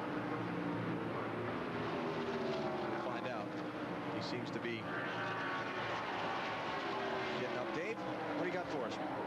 Well, Derek Cope just stepped off, and Derek, what happened? Well, I started noticing the fuel pressure was going down, the store started missing, and we should have been out of fuel, so I knew we had a problem fuel-related, so I decided to come down pit road, take out fuel, and sure enough, we had a problem with the fuel pump, I think. Fuel pump, it was leaking? Yeah, I must have a fitting broken or something, but, you know, a good effort today for the guys, a coin star coming on board, we're excited about the effort, maybe we'll come back at Gateway. All right, Derek Cope looking to make another Busch start in St. Louis coming up. Obviously, the crewman okay. Looks to be okay, yes. So maybe did get a blast of fire extinguisher. And well, he's still wearing his beard, so that's a good sign. Yeah. There you go. Although I may have. You mean it didn't get singed? Harvick and Skinner, Richard Childress Racing's 2 drivers and cars pulling away from 3rd place Jeff Green. I think that lap that Jeff Green passed a slow car. I saw a lap car out there, and I think that Jeff Green passed him that lap. Although as I look around the speedway trying to find him, I can't. So maybe he is losing some distance to the leaders. Jay Sauter's car has been retired with an engine failure. I mentioned a minute ago his machine was pushed behind the wall. Derek Cope's car is behind the wall. You've got Greg Biffle out due to a crash. Kelly Denton's car is still behind the wall. Bobby Hamilton Jr. was in the garage, came back for a lap, has gone back to the garage. Steve Park and Ashton Lewis Jr. also both out of the race with crashes.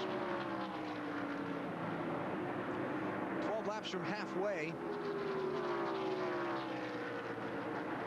I'll tell you what, you just can't help but be impressed with Kevin Harvick. He was pressed into service by Richard Childress Racing in the most difficult circumstances imaginable on the Winston Cup side. And in trying to deal with all of that, his Busch Series performance has not slipped at all. Not one bit. Flying back and forth to different races when the events have been on separate weekends, like last weekend, Daytona and Watkins Glen. His concentration, his performance, it's admirable. Kevin Harvick, the driver of that 2 car, the AC Delco car, is the real deal when it comes to NASCAR Winston Cup drivers, race car drivers, and he's so focused on that job at hand. That's what he wants to do. It's what he does, and he's totally focused on the job at hand, driving race cars. Let's go back and follow up once more on that pit fire down on Derek Cope's car. Dave Burns. Well, what we had down here, Alan, was really a convergence of heroes. The guy who was jacking the car doing his job is Ray Nash. The guy trying to put out the fire was one of the fire crew here, and that is what Ray inhaled. It was the chemicals trying to put out the fire. So what you had is 2 people trying to do their jobs. Unfortunately for Ray, he took a big gulp of that stuff, and now he's getting attended to by paramedics. Glad to see that he's okay, but he'll be tasting that for a few days. Thankfully, it could have been worse. Kevin Harvick is your leader. We're 9 laps from halfway here at Chicagoland. You're watching NASCAR on NBC.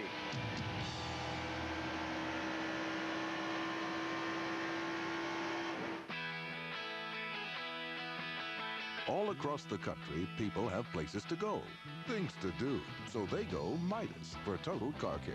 Need an alignment? We do that. Air conditioning? We do that. Brakes? We do that. Oil changes? We do that. Batteries too. Of course, mufflers. And we do all that with our certified technicians and our nationwide guarantee. So for total car care, who does it all? Midas. We do that. Trucks. Fundamentally tougher than any panty-waist car. Hey, no one ever wrote a song about his first hatchback. At Craftsman, we figured the only thing better than trucks is racing trucks. So we're the official tools of the NASCAR Craftsman Truck Series. Tough trucks, tougher drivers, and the toughest tools. Craftsman. Feel the power. You're on the edge. You're racing head-to-head against NASCAR's best drivers. Oh, yeah. This is Heat. NASCAR Heat. Pushing your PlayStation 2 into overdrive. Rusty Wallace says it's the best NASCAR game ever. The only game where NASCAR drivers dare you to compete in challenges they actually faced. They designed it. Now you're racing it on PlayStation 2. Oh, yeah. This is Heat. NASCAR Heat. Rated E for everyone.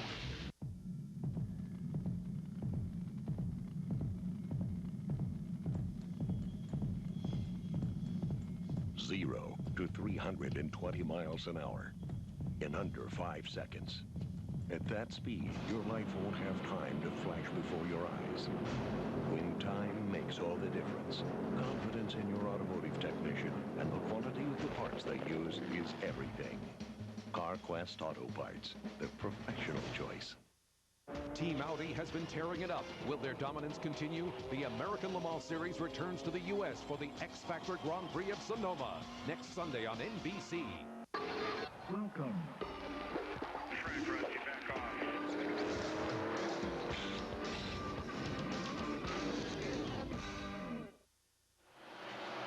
Welcome back to the Chicagoland Speedway in Joliet, Illinois, as NBC Sports and NASCAR present the Busch Grand National Series, closing in on the halfway mark here in Chicago, and we've got trouble on the track.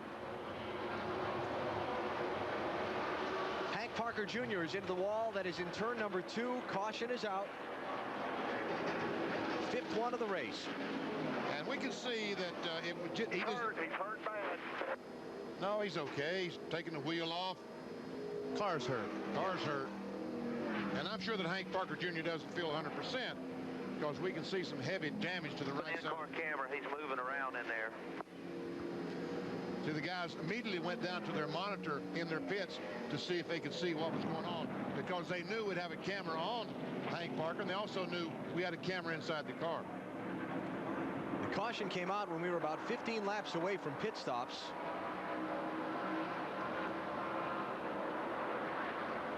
Hard to tell there. Maybe get a better look at his onboard. Blue tire. Okay, Hank. What'd you say, Ben? Right front tire went flat. Just... I'm hurt. You okay, Hank? So Parker Jr. begins to crawl out of his car. Wow, did you hear him say, I'm hurt? I'm hurt. Yeah. Never experienced that feeling before. I know that both of you have. I hope I never do. You don't want to. Yeah.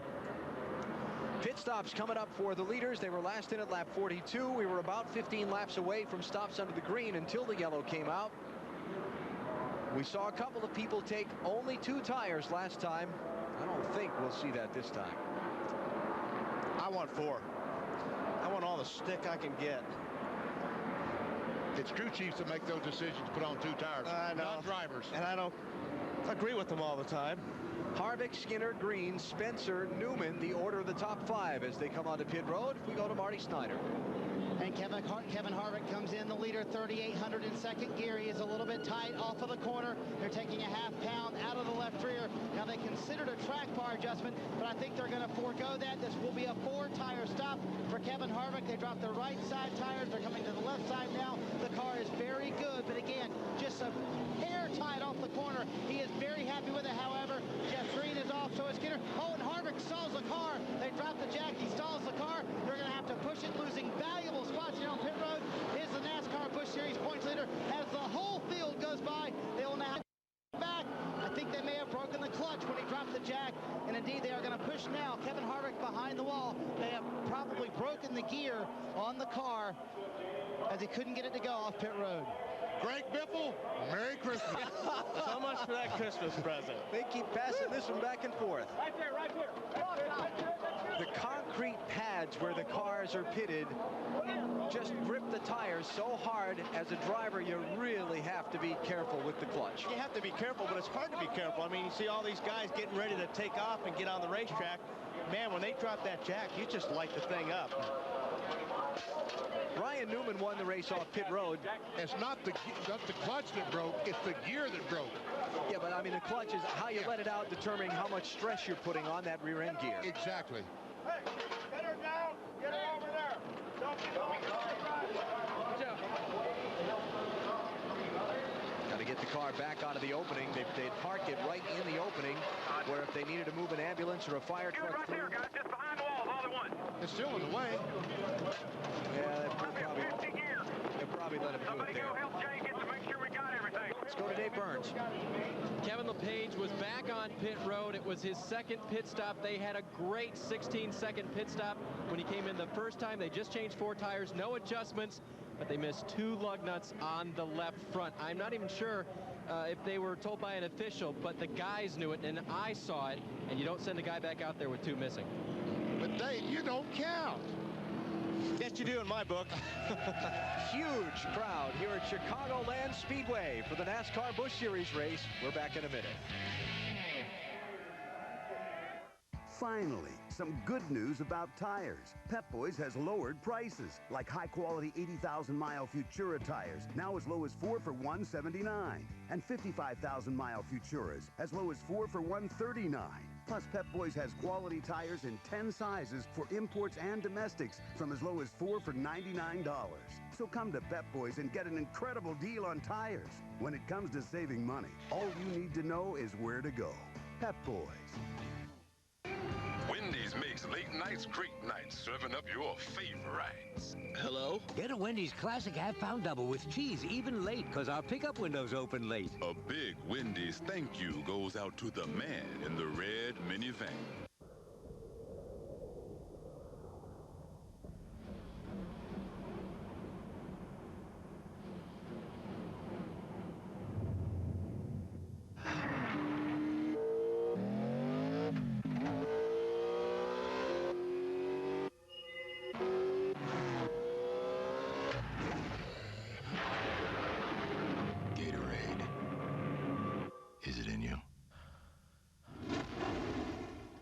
In the battle against athlete's foot, you gotta have, boom, tough-acting Tenactin. Tenactin pump spray is clinically proven to stop the severe itching and burning of athlete's foot. Tenactin is so tough it even prevents athlete's foot. So get, boom, tough-acting Tenactin.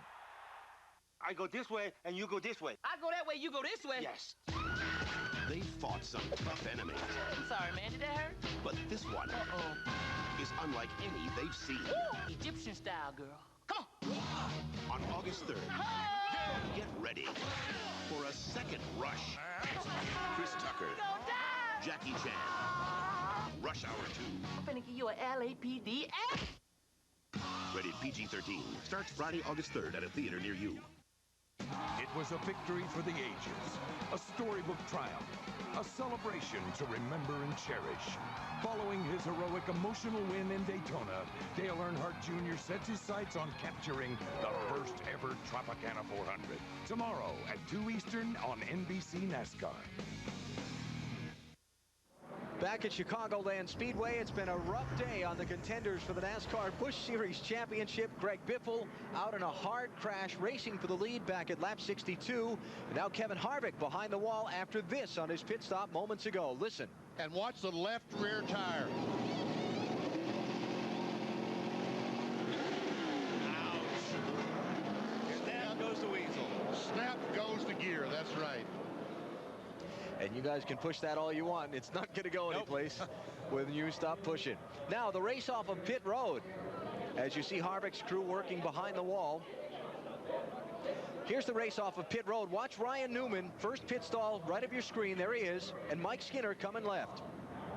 Yeah, right to that line. Ryan Newman wins the race off pit road. Great pit stop. Great pit stop on the 02 car. And they told me, again, I kidded in that first pit stop because it was slow. But again, they told me that they were awesome in the pits, and I can see that they were. He came in fifth, went out first. Attaboy. That's great. Tip the cap to the Penske crew. Here's our pit summary, our point leader summary, excuse me. You see Harvick off the track, Biffle out of the race. Jeff Green looking good in this one. And let's hear from Kevin Harvick. He's with Marty Snyder. And we're going to talk to Kevin Harvick in just a second. Actually, Greg Biffle just came up to Kevin Harvick just a second ago, and Greg Biffle described to Kevin Harvick his own wreck and what happened to him. And Kevin Harvick obviously broke a gear on pit road. What happened, Kevin? I don't know if I let the clutch out too soon or if it just broke. You know, I was just trying to go out of the pits, and then the rear end broke, and that's just the way it goes. AC Delco guys did a heck of a job this weekend. We had an awesome car, and unfortunate luck. And this will be make for a very interesting day in the points with Greg Biffle already out and Kevin Harvick now sitting behind the wall, losing valuable points. Well, Harvick's going to gain some points on Biffle today, but he had him just by 100 points today, but he's only going to lose 25 or 30, I would guess. Harvick will get his car repaired and get back out. Biffle's done for the day. Biffle's going to finish in 39th spot in this race. Ryan Newman is the leader. In the 02 car, Mike Skinner is second, Jimmy Spencer third. The yellow car is Jeff Green in fourth. We've got a spinner in turn number 2. It's David Donahue. Oh, look out. Man, those cars go. Oh, man, oh, man, oh, man. Dan Partis in the 32. That's the thing, you cringe just waiting. When you get back in the racetrack, guys coming up behind you, just squish up in that seat. Looks like the 17 of Kenseth did get one of his laps back, but that was heavy, heavy contact over on the backstretch. See Donahue moving around. Partis, the window net is down, and I see his head moving. Got a little fire underneath the back of the car here. Yeah, he's caught the grass on fire there with some of the oil coming out of the car.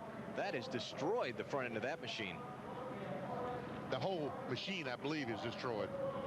Man, but see how fast those cars were going by. Our camera was locked in and stopped on the 25 car, and those race cars going by looked like they were running 300 miles per hour. And look at all the litter on the racetrack. We were talking about when Bobby Hamilton Jr., when he ran over that debris and cut the tire down. You're out there in your car right now, and you're running over things like that on the racetrack. All that metal. Look at the cars going all the way up to the wall to try and keep from running through the debris. Yeah, what you do is I follow the guy in front of me. I mean, I put my tire tracks right in his tire tracks and hoping that he runs over anything before I do. So get another look at what happened. Stuff was scattered everywhere. Here's David Donahue. It looks like he someone underneath him going in the corner. He got a little bit too high. He goes up and hits the wall with the left side. Here he is. Cars going by right and left. And Pardus all of a sudden looked like he got into the wall first and then came off it and hit Donahue. You know, and actually he was shut down. I mean, either that or he just slowed the car down, but he still hit David very hard. I think that he thought that Donahue was going to go back up the racetrack, and he was trying to go under him is what I think happened. Right here, I think he thinks that Donahue's going up the racetrack. He decides to go under him at the last second, and he didn't go back across the racetrack fast enough. And how Kevin LePage kept from getting involved in that, I don't know. Kevin lost 20 positions with that extra pit stop a little while ago. There he is, just out of the groove a little bit, 5 or 6 feet. That's not too bad. He hadn't hit it that hard there. That one was hard. But nothing compared to what's coming. Yeah, you think, oh, whew, got that over with. Fuel pouring out the back. The Marines is taking a hit right here. Here it goes. And he's got the wheel turned all the way to the left. That car's just going up the racetrack. That went up to the windshield on Pardus's car. That's unbelievable. Wow. Unbelievable. Do we have to see that? I guess we'll see it one more time from a different angle. You see, Pardus hit the wall. Yes, you're right. So he had no steering. I got you. You're exactly right. Good shot there, Alan. Oh, man. All 4 wheels up off the ground on Donahue's car. Wow. And the LePage, just like the Red Seas opened up for him. I mean, he was right in the middle of that until they hit. I see that they've put the neck brace on Dan Pardus. You see him moving his hands around. I think he's talking to him. Of course, he's talking all the time anyway. Yeah, that's not uncommon first aid in any automobile accident. Stabilize the neck and back and take it to be checked, especially if you've taken as severe a whiplash as Pardus obviously did. And we'll get an update on Dan, obviously, after he gets to the care center and they've checked him over. And we'll bring you whatever news we can as soon as possible. Boy, what a hit. Kevin Harvick back out from behind the wall. 8 laps down to the race leader, 33rd position. We're under caution for the 6th time, just past halfway. And the Sam's Club presents the Hills Brothers 300.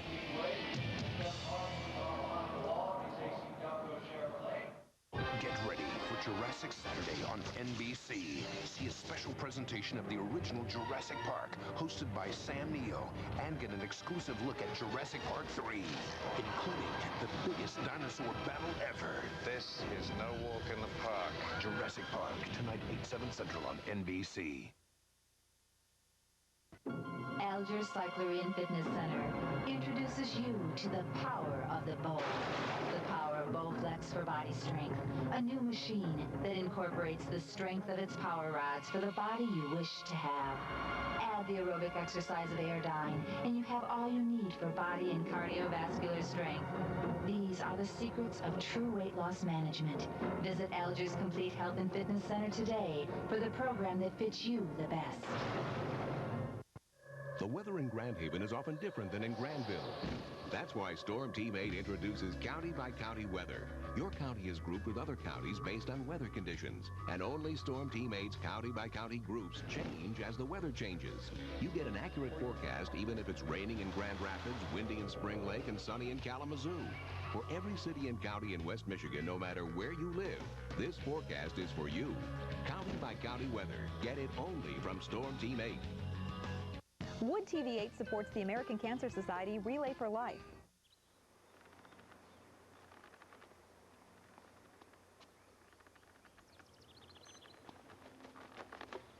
Dad!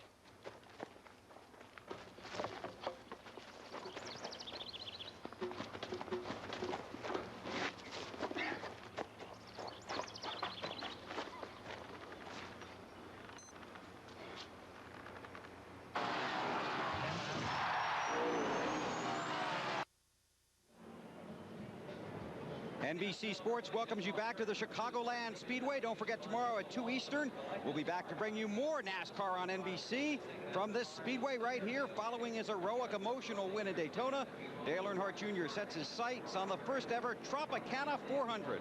That's the Tropicana 400 tomorrow at 2 Eastern, right here on NASCAR's new home, NBC. Now, Elliott Sadler will start 20th in the Tropicana 400 tomorrow. Thanks for coming up here on the NBC War Wagon. I brought you up here to watch some great racing, and you've seen some hard hits. We've seen a lot of hard hits. I don't know if I want to watch this close or not anymore. It's a lot of stuff has happened in the last few minutes, but going back to what happened to Harvick, that's a double-edged sword, that the cement pit stalls. It's good for stopping. It's good for the crewmen as far as traction jacking the car, but if you let the clutch out too fast, you have a chance of breaking the axle. I don't know if that would happen, so we're going to try to take care of that tomorrow. And how about how fast they made that gear change? That's unbelievable. That you got to take your hats off to the Childress team for doing that. Only losing 8 laps and changing the gear, that's unbelievable. So Harvick ought to be pretty proud of his crew right now. You Winston Cup guys watch these Busch races. You watch and learn. What have you learned so far, Elliott? Well, the guys have been running pretty fast. Have been able to keep the car right on the bottom, right on the white line, and that's something we learned this morning in happy hour.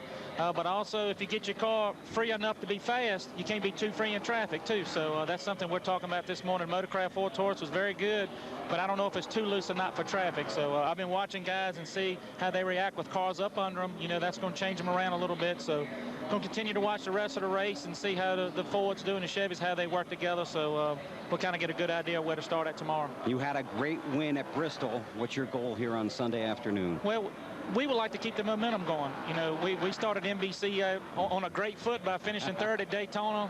I love that race. One of my probably favorite races I've ever been in my entire life. I'm glad y'all were there to see it, and hopefully keep the momentum going. We tested up here. We're running very well, actually, on long runs. Not a quick lap, but very well on long runs. It's my favorite race car, so if we can keep the momentum going, we'll see what happens. But just want to commend y'all on the job y'all have done the last 2 weeks. This is a pretty cool war wagon. I got to see some of the drivers on it yesterday and wondered, are they going to let me get on top of that thing? So I'm glad you had me up here. Be sure you sign the guest book on the way out. I will. Elliott Sadler, he starts 20th here Sunday afternoon in the Tropicana 400. The Busch Series under caution at the Chicagoland Speedway. 110 laps on the board. We'll be right back.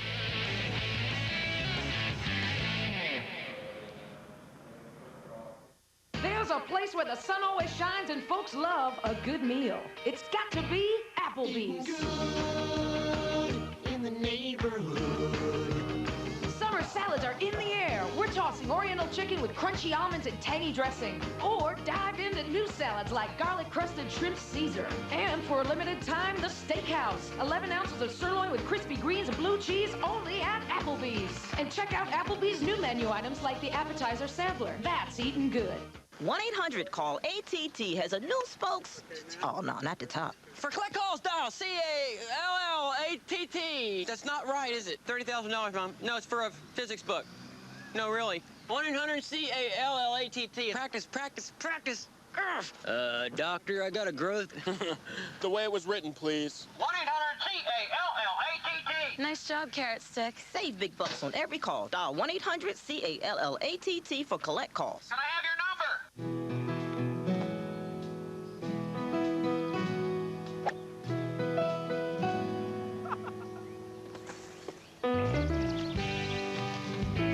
You guys need a hand there? Yeah. It's gonna be a long day. When you need help with your air conditioning, count on your Bryant dealer. Got some problems. He'll help you save money, too, with Puron, the environmentally sound refrigerant. Whenever, wherever, whatever it takes. This is a bucket of water. And this is Goodyear's new and improved AquaTread 3. At highway speeds in a downpour, a set of AquaTread 3 tires pumps away over 6 gallons of water per second. That's over 360 gallons per mile. With its 80,000-mile tread life limited warranty. That's a lot of water. Think about it next time it's pouring buckets. New AquaTread 3. Only from Goodyear. Goodyear, Goodyear. Back at the Chicagoland Speedway, NASCAR Busch Series Racing on NBC, working the 6th caution of the race after a hard crash in turn 2. David Donahue spun and crashed by himself, and then was slammed by Dan Pardis, who had hit the outside wall and had no control over his car. Both drivers out of their cars. You saw Partis taken to the infield medical center. He's being evaluated by the doctors there, and we'll give you an update as soon as we can. It's going to be a few more laps before we go racing. They're sending some of the cleanup trucks back out onto the speedway. They've spotted another trail of liquid that they want to put some oil dry down on. And again, you want to make sure that every drop of liquid is removed, every piece of debris is removed, because we've seen today just how much damage that can do. Let's get out of Dave Burns. And I'm outside the medical center with Hank Parker Jr. Been in there a little while. You took a pretty hard hit, huh? Yeah, it was a hard hit. Blew a tire going into first turn. Just unfortunate. We were having a really tough day. I was having a hard time passing cars and really pushing my car hard. I was only on 7 cylinders, so 7.5 or some kind of an engine problem. I could run pretty hard through the corners, and it just, I don't know if it wore my right front tire more. Got a good tire here, and you know, it seems like everything's going good. Really like the racetrack. It's just a shame that we're out so early. Hate it for GNC and all those guys. You sound a little short of breath. Where are you hurting? I guess we can just say I'm going to the new style crotch belts Monday morning. We're going to work hard in the shop. Oh, Hank. Very frank admission from the California winner earlier this year, and that's Hank Parker Jr. I thought he did say, I'm hurt, didn't he? Did he say that when he... I hate to laugh about it, but thank you. And hope you're feeling better very soon, Hank. Next weekend, NASCAR moves to TNT. Friday at CNNSI for butt pole qualifying for the New Hampshire International Speedway at 2 Eastern time. Saturday final practice from New Hampshire at 4 Eastern on TNT, plus next Saturday night. The NASCAR Busch Series is at the 1.25 mile Gateway International Raceway in St. Louis at 8 p.m. Eastern time. Then 1 week from tomorrow, the Winston Cup cars. The Lyle, New Hampshire Speedway, the New England 300, 1:30 Eastern time. It's all on TNT next weekend. Lap away from the restart. It'll be Ryan Newman pacing the field. Second time that he's led today. Newman out in front. From lap 1, he started on pole to lap 26. Then it was Jimmy Spencer who led from lap 27 to 42. Greg Biffle from 43 to 60. Mike Skinner for a lap. Then Kevin Harvick from 62 to 99. Then it was Newman getting the lead on pit stops at lap 99.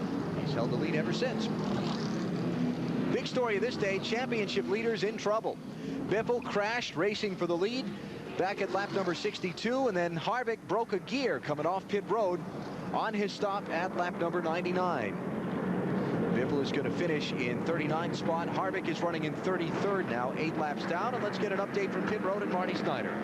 And I talked to Will Lynn, the team manager for Kevin Harvick's team, and they estimate the gear change took about 14 minutes. That is record fast. They did only lose 8 laps. They were obviously helped out by the fact that the caution did come out. Now they have communicated with Ryan Newman, who's going to be leading here, that they want to try to get one of those laps back. So Ryan has said that he will try to let Kevin have a lap back, but obviously he's still far down, but he still stands to gain a lot on Greg Biffle in the point standings. Matt Kenseth is Harvick's problem first. He is a lap down car in front of him as we go back at it.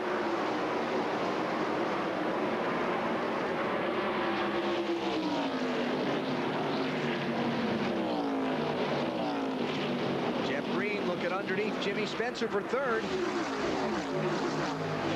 And Kevin Harvick's alongside the leader going in turn 3. Now Skinner will try to take advantage of this. Still there, still there, still there. Newman didn't plan on this. Didn't plan on Harvick's teammate following him through. Skinner's with him inside. Man, oh man, look at Newman going that corner. Still there, just a little more, still there. Still there, inside. Jeff Green for second on Skinner. Dig deep, man, inside.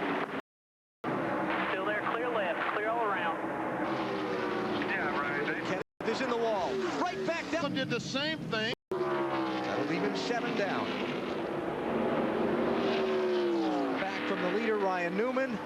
And it got away in turn 2. Pretty easy to figure out what happened there. The right front fender is damaged on the 18 car and the left rear is damaged on the 00 car. So the 18 ran in the back of the 00 when the Kenseth spun off turn 2. 7th caution of the race. And we take another look. And this is when I was really...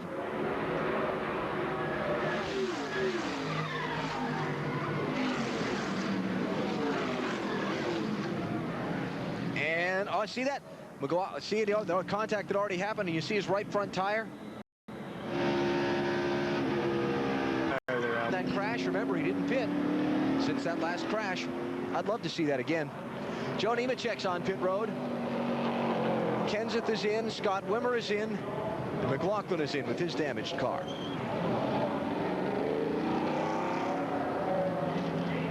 Let's go to Marty Snyder. And a lot of damage to the right side of Mike McLaughlin's car. As you can see, they're going to take on right side tires. They have brought out extra fender pieces and extra tape so they can tape up as many holes as they can. But a lot of work to do before Mike McLaughlin can get out, and he won't be very much more competitive today. Mike is 5th in points coming into the event, driving for Joe Gibbs Racing. Let's go back and take another look at that onboard replay from Kenseth's car. See if the car doesn't drop and shake just before he gets out of it. Listen.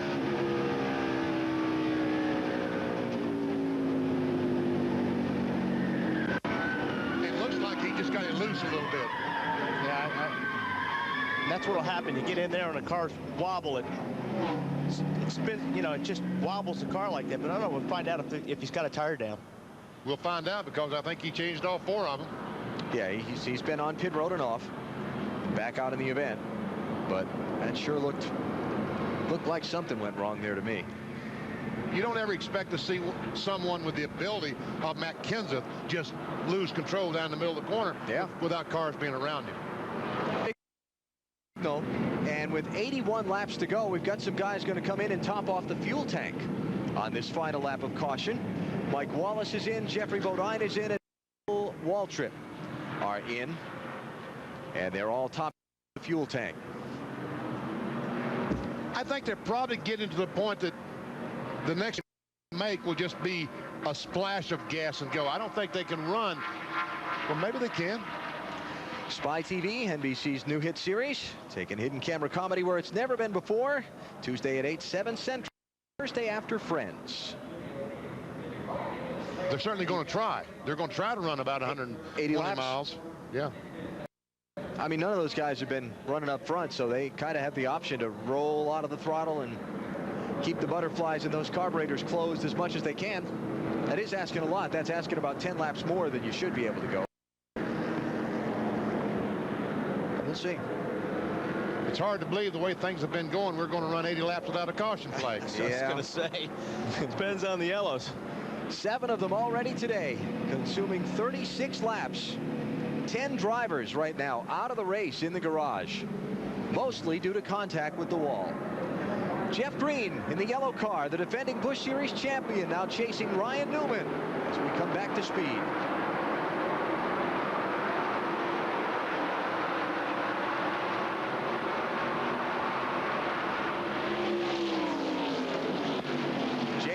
In the 27 is going to be black flag for passing to the left before he crossed the start-finish line.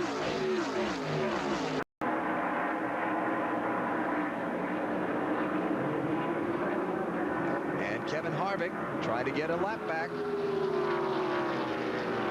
7 down to the race leader this time. Green car is Jeff Burton. The red car in the 98 is Elton Sawyer, who's had a terrific run from the back of the field. He started 37th. He's just taken 5th. Spencer in the 1 in 6th. Here comes Jeff Burton. Burton trying to gain another spot in that 9 car. Might be the brightest green race car I've ever seen. Oh. Look out up the hill. Back on the inside a little bit. Coming back. You're clear. Clear low. Clear low. Dan Parnas involved in that crash a little while ago. Dave Burns has an update on him for us. Alan, we're standing outside the infield care center, and apparently they are going to transport him to a local hospital for precautionary x-rays at this time. He is awake and alert, but they just want to make sure after a hit like that he's okay.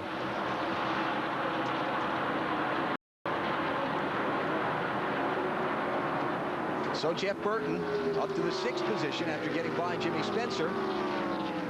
Burton started back in 14th. Made some progress in the early part of the race. Look at this. Are they 5 deep here? Come on. Settle down. Is that Kenseth back up and where he was just a moment ago? But look at these guys behind him, scratching and clawing for everything they can get. Jamie McMurray has just answered his black flag penalty. Mike Wallace is on pit road for an unscheduled stop. And Matt Kenseth is really treading lightly.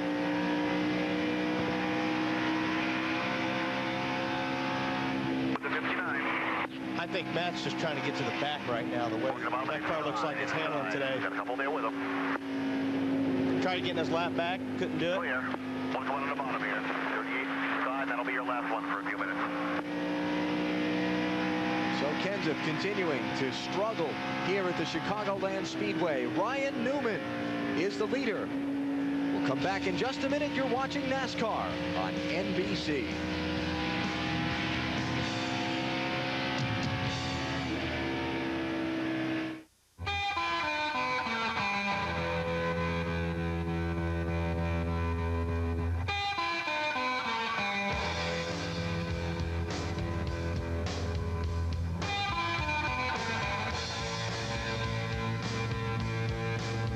Smooth and refreshing as a mountain stream. Busch.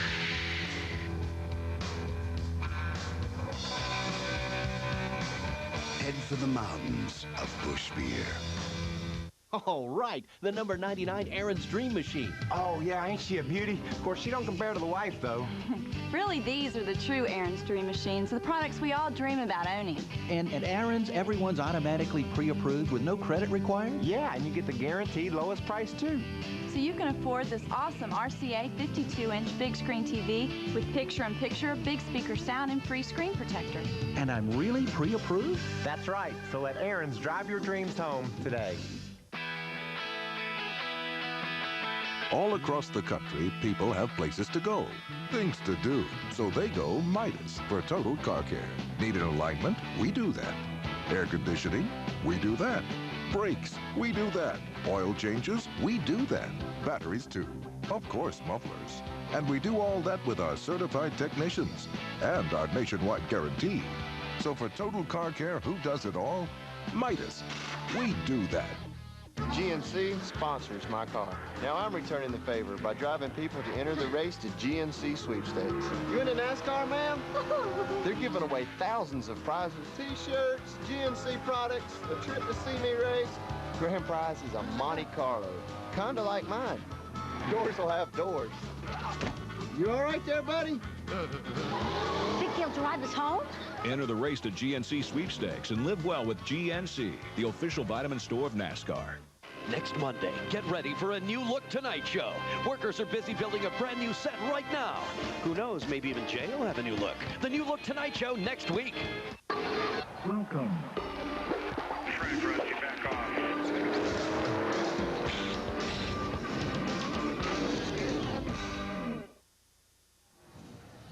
The NASCAR Busch Series on NBC from Chicagoland Speedway is brought to you by Applebee's Neighborhood Grill and Bar. Eating good in the neighborhood, Applebee's. By Dr. Pepper in your local Dr. Pepper bottler. Dr. Pepper makes the world taste better. And by Goodyear, serious technology, freedom from worry. 70 laps to go. In the NASCAR Busch Series 300-miler at the Chicagoland Speedway, you're looking at the top two, plus the championship leader.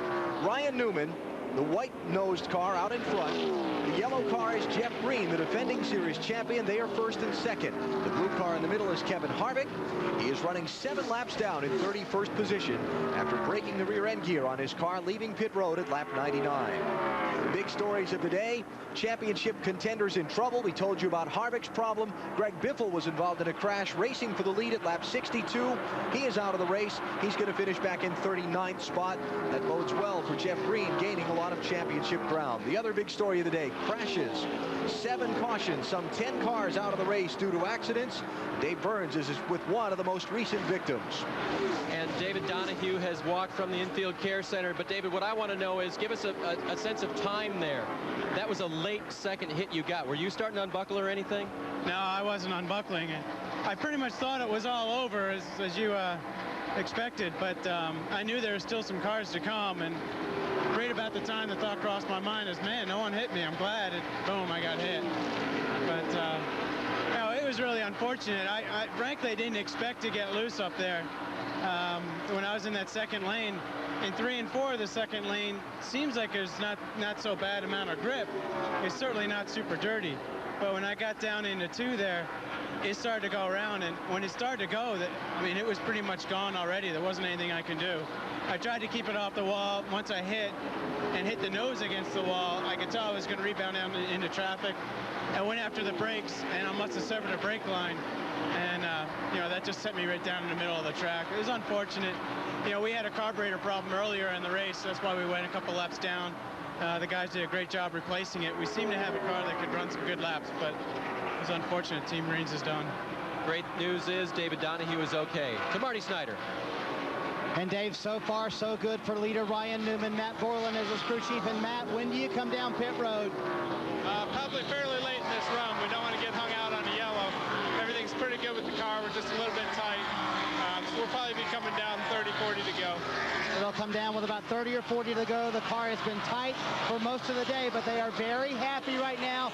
Ryan Newman getting the goal done they wanted to have done today. He's getting experience on the racetrack. To Matt Yoakum. Jeff Green is riding in the second position, chasing the O2 car and chasing his season's 3rd victory. Harold Holly is his crew chief. Harold, when are you going to make your final stop? Well, we can stop as early as 1:30, and we can make it somewhere between 160 and 170. So we'll just have to see how the field plays out. Jeff's doing an awesome job in that quick field tour. Pit crew's doing a fantastic job. We're having a pretty good day so far. The way things have been going, what we want to try to do is just concentrate on making no mistakes and getting in that top 5 at the end. 2 or 4 or no tires? I'll let you know. He'll let us know when he leaves. We'll look and see how many tires are laying on pit road. Here's our minus 200-mile checkup as we've just crossed the 200-mile point of this race. Leaders 5 lead changes, caution flags. Big story of the day. Several crashes. 10 cars out. Race. Those in the event: Ryan Newman, Jimmy Spencer, Greg Biffle, Mike Skinner, Kevin Harvick, and once again Newman has reassumed the point. Lap 100, he took the lead. We're now at lap 138.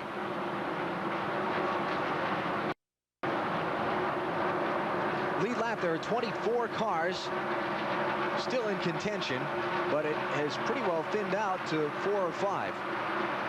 The 21 car, Mike Skinner, the car on your right, the red and white car, that time as he came off the corner, he pulled up behind the 10 car and picked up that dreaded arrow push, and the car went up the racetrack. Not much he could do. Now as they catch a slower car, and Harvick, is something wrong with Harvick? Just let him go. He's 7 laps down. He just let him go. That's the 2nd, 3rd, and 4th place cars. He just got out of the way. Yeah. And that was very nice. I agree with you on that one, Alan. Thank you. I feel better now. I had it wrong about the Kenza thing, by the way. We followed up on pit road. No cut tire, just got away from him. So I've had that feeling before. So the wrong feeling? It's or the race car getaway. The race car getaway. No, not the wrong feeling. What's the matter with you? You non-driver, you, Alan? Yeah, there's probably a reason I talk for a living. 2nd, 3rd, and 4th. We haven't talked about the 4th place car much at all. There's Jeff Green in 2nd. There's Mike Skinner in 3rd. And how about Jimmy Johnson in the 92 car? Started the race back in 6th position. Kind of faded back a little bit on the start. And he's chipped away and picked his way back up into contention. That last pit stop, his crew gained him several positions. Came up into the top 5. 25-year-old from Wisconsin going to drive Winston Cup for Rick Hendrick next season. I'll tell you what, all these guys are either NASCAR Winston Cup drivers or are going to be. And we see Skinner battle for 2nd spot. He used that 95 car of Stedman Marlin to the ultimate. Got by Jeff Green. Now here comes Jimmy Johnson. He's going to try to do the same thing. But Jimmy Johnson is going to run Winston Cup next year. Ryan Newman is supposed to run Winston Cup next year, the 02 car. Jeff Green announced this morning he's going to drive for Richard Childress next year in the America Online car. Skinner already drives the Winston Cup car in the 5th place car of Jeff Burton, who's now moved in the 5th spot, also a NASCAR Winston Cup driver. Newman's kind of gotten away while Skinner and Green Use that 21 to heat you right front back up. while they were racing with each other. So fair to say that Green was holding Skinner up a little bit.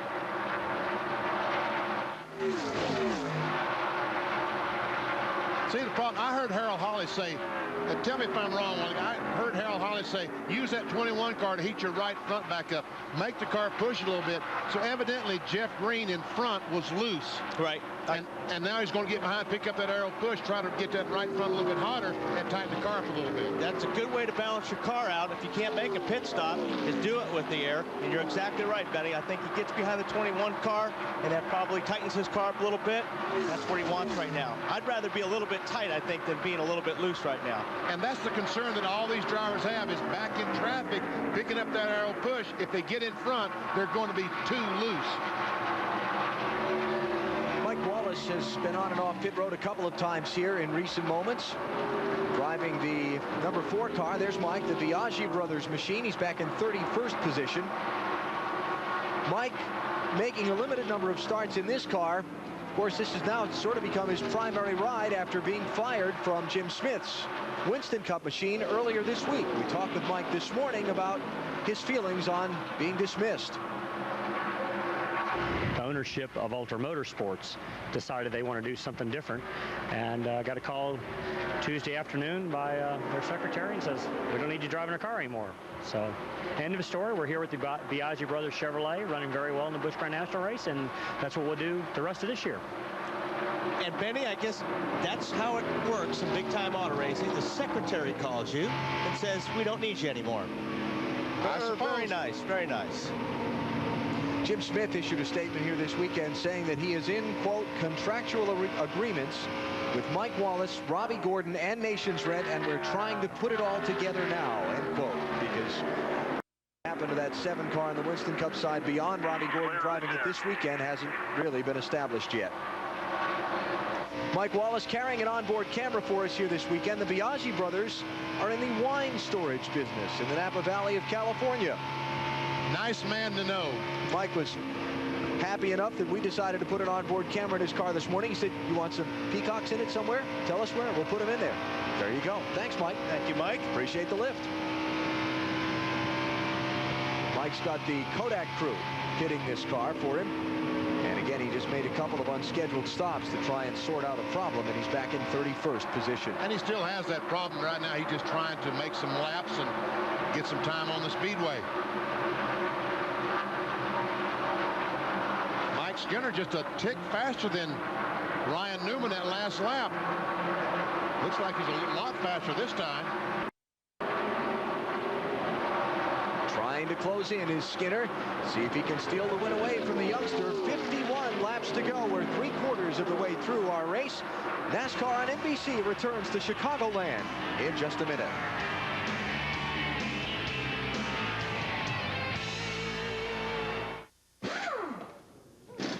People are selling tools today on the market that I don't even think they know where they're made, and they're not a quality tool. One thing about the Craftsman tool, it's made here, and you know the quality's good. 1,800 Craftsman hand tools, made in America, guaranteed forever. If something happens to it, you can take it back, and you know where to take it back because you know where it come from. Not one leading conventional oil could pass all these grueling lubricant tests. But then again, there's nothing conventional about Syntec. Castrol Syntec protects in ways other oils can't. In the battle against athlete's foot, you gotta have, boom, tough-actin Tenactin. Tenactin pump spray is clinically proven to stop the severe itching and burning of athlete's foot. Tenactin is so tough it even prevents athlete's foot. So get, boom, tough-actin Tenactin. What makes the new Crispy Caesar Twister from KFC more than just another sandwich?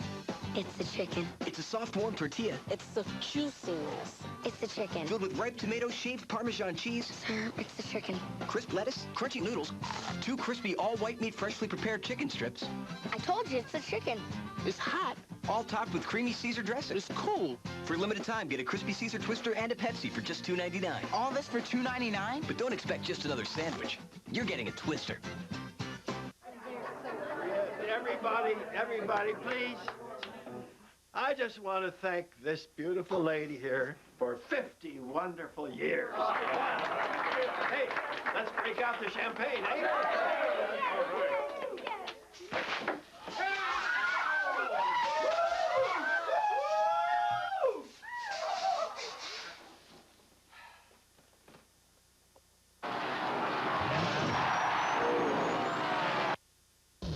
The drama of NASCAR is on TNT.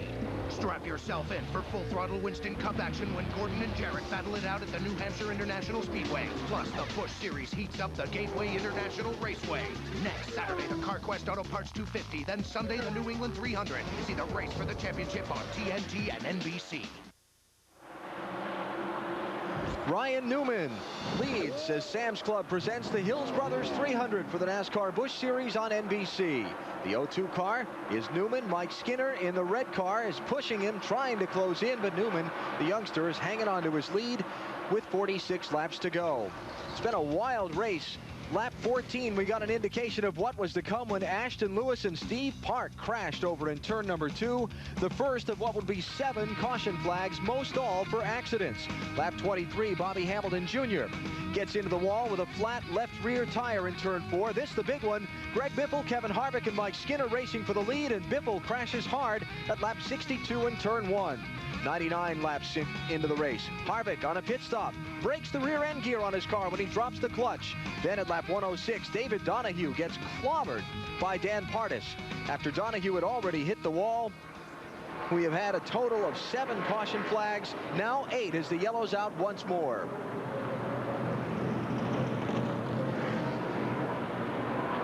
Shane Hall with some problems. See some damage to the left front of the car, and we're going to try to put some tape over it to block that. And they're looking under the car, and I guess they're trying to find out where the oil leak is. And the caution flag with 44 laps to go takes the fuel mileage out of the equation, but puts the pressure on the pit crews on these stops. For that track position. 8th caution of the race. What was that I said in our opening stand-up? These inaugural races for the Busch Series have averaged 8 cautions or more. There we go. We've gotten the number 8.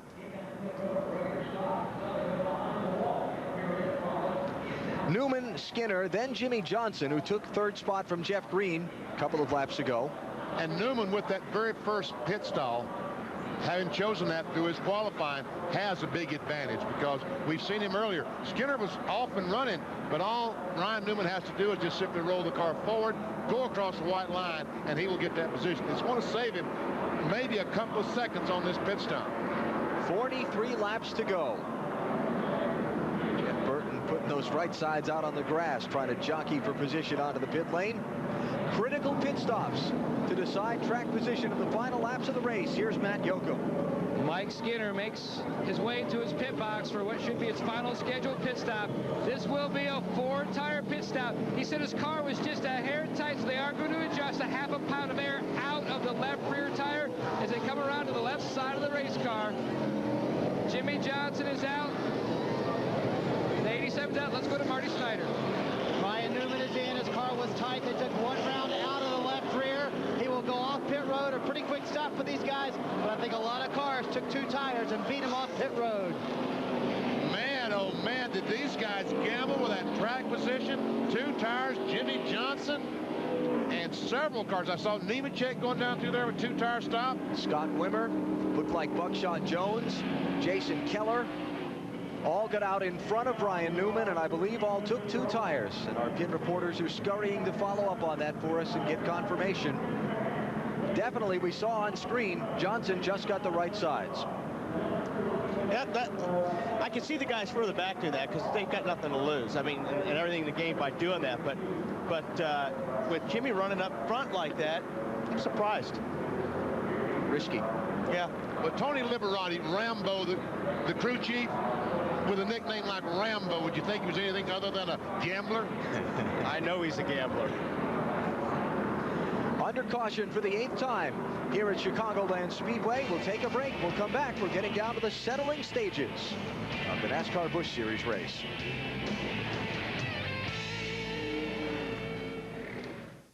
It's the all-new Pick Your Prize Monopoly game at McDonald's. When you win, you pick your prize.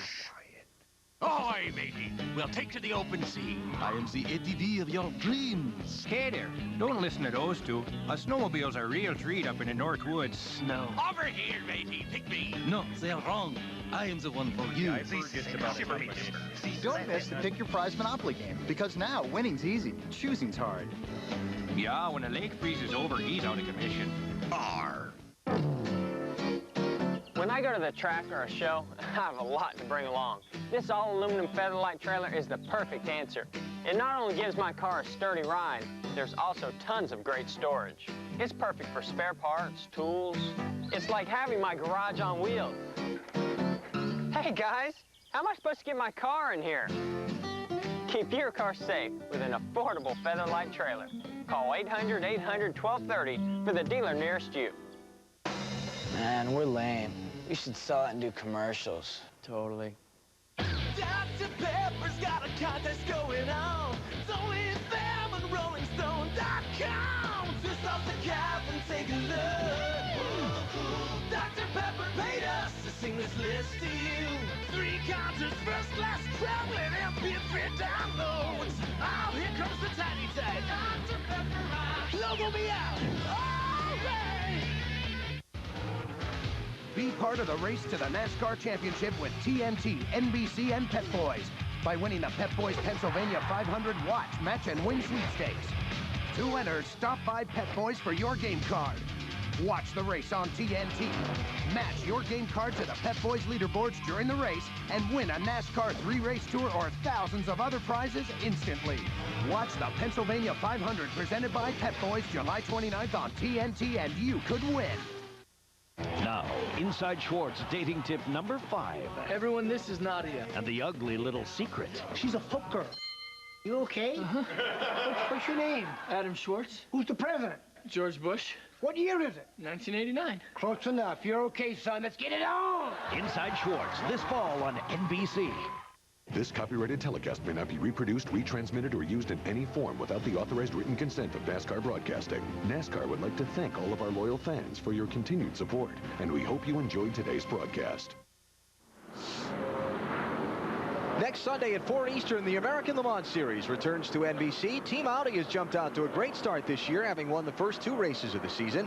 What will happen next weekend as the Audis look to defend their crown at Sears Point Raceway and keep rolling versus BMW, Panoz, and the most exotic race cars in the world. It's the American Le Mans Series X Factor Grand Prix of Sonoma next Sunday, 4 Eastern on NBC. 40 laps to go as the green flag flies here at Chicagoland Speedway, and Jimmy Johnson is in the lead. All around, clear all around. About 5,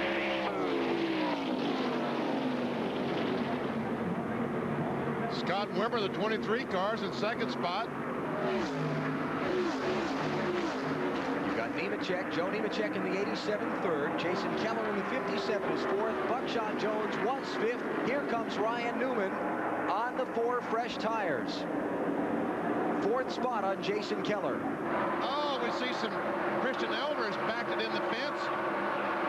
Caution flag is out. Number 9. That was a tough break for Jimmy Johnson because that allowed those guys to pass a couple of cars, especially the 02 car of Ryan Newman. He had a great advantage on him, a great lead on him, and now that lead has disappeared. Christian Elder out of Minneapolis, Minnesota, making his 10th Busch Series start.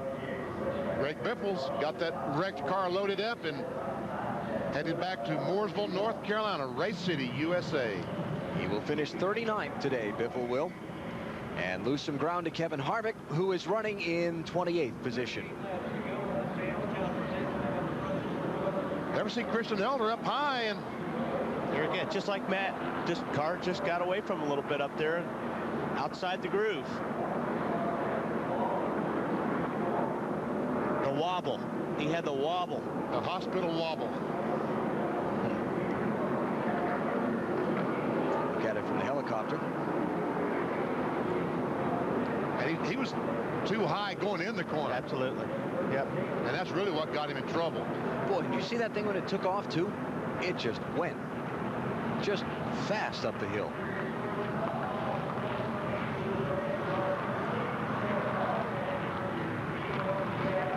With this new pavement, as these cars run, they're dislodging some of the tar, some of the little gravel, and just out of the groove is not only green racetrack, but you've got all those tiny pebbles and all the sand as we see Christian Elder get out of the car. That's the debris when he gets in that. It's about as bad as that green racetrack to begin with. Probably worse. The Nashville race that had the 11 cautions, the NASCAR Busch Series, that was the first race on that track, too. Matt Yoakum. And Tony Liberati is Jimmy Johnson's crew chief. Tony, you rolled the dice, 2 tires. I didn't roll the dice, man. We practiced that yesterday. We had a plan on what we was going to do, and that's what we decided to do. We practiced it yesterday. The car stayed just as fast on 2 as it was on 4. I believe this Excedrin Monte Carlo is going to be just fine on 2 tires. You've been in this situation before. Yeah, we've been in this situation before, and old Darrell Waltrip and Larry McReynolds wore me out on that, but I think it's a pretty good call right here, and we'll just see what happens. Anyway, it don't make no difference. We had a pretty good run. Driver's doing a heck of a job. Crew's doing a heck of a job. Don Corum from Excedrin's here. We're having a good time. I can tell you what, it's either going to be an Excedrin PM night or an Excedrin migraine night, one of the two. To Marty. And Matt, this is the other side of the story. Matt Borland, crew chief for Ryan Newman, with the fastest car out there. You had to be turning white, taking 4 tires on pit road as all those guys were going past you. In the end, do you think 4 tires will win out over those 2 tires that are in front of you? We're hoping so. I think it's the right now. There's still 40 laps to go. I think the 2 tires are eventually going to fall off, but they'll be quick right at the beginning. We just want to get a good, solid finish today. Said the goal coming in was simply experience, and he's getting some pretty good experience. What have you told him on the radio? Just to be patient. Same thing we did at Michigan. Just be patient all day and go for a 30-lap shootout at the end. And that short little run right there, he didn't spots, but he's got a few more to pick up. Let's go to Dave Burns. Marty, Ricky Byers thinks the right way to go was 4 tires. Rick, why? Well, I hope it was the right way to go. Elton's done a great job today in the Hot Tamales Ford, working his way up to the field, being real patient. And we wanted him to be on the same tires that the guys in front of him had. We knew there would be some of them taking 2 behind us, but with these cautions that we've got coming up, there's going to probably be a couple more. We think we can work our way back up to the front. And that's why they gave up track position. They came in running 6th. They went out 11th. Now, the guys that really gambled for 2 as well are Joe Nemechek in the 87 and Jason Keller in the 57. They both took on 2 tires. Buckshot Jones took on none, but the reason was he'd use up his allotment of 2 per position under caution. I would be thinking that I'd rather have Ryan Newman and Mike Skinner's cars in the 4 tires. Oh, absolutely. Than the 2 in front of them. And the guys on the 4 tires, I think they want to see more green flag racing. These yellows, they want to get to work. And the longer the guys on 2 tires run, the faster they're going to fall off. Well, all right, I'll go with old Rambo, and I'll think the 2-tire stop was the way to go. Let's go to Bill Weber. You have 2 or 4 tires on the War Wagon, Weber. We've got plenty of tires. We haven't even touched the allotment given us by our NBC crew. But Alan, just want to visit the Jimmy Spencer situation. Was running in the top 10 all day. His car was a little tight. When he came down pit road under that last caution, they wanted to free the car up, but Spencer missed his pit stall, slid through it, had to be pushed back in. Now currently scored in the 19th position. Jimmy started outside the front row today. Will start outside the front row tomorrow in the Tropicana 400. But that's not why Jimmy Spencer has been in the news this week. Following the Pepsi 400 last weekend at Daytona, Spencer talked to the press and indicated it was his belief that Dale Earnhardt Jr. might have had some help, perhaps from NASCAR, in getting to victory lane and winning the Pepsi 400. It didn't take Spencer long to begin regretting those remarks, and Thursday he left Busch practice early and said he went to sleep last Saturday night with a very difficult situation going through his head. It's a bad deal because it hurts you in so many ways after you say something. And I'm going home and I go to myself, boy, I made a dumb thing there. And I paid for it for a long time. What bothers me is not what I said as much as what bothers me about being friends with Dale Earnhardt and saying that. And that bothered me more than going to face Dale Jr. and telling him I'm sorry, because that doesn't mean nothing to me. It's the old man. And it bothers me. It bothers me more than people realize. And I'm glad that you guys have given me this opportunity to say I'm sorry for him.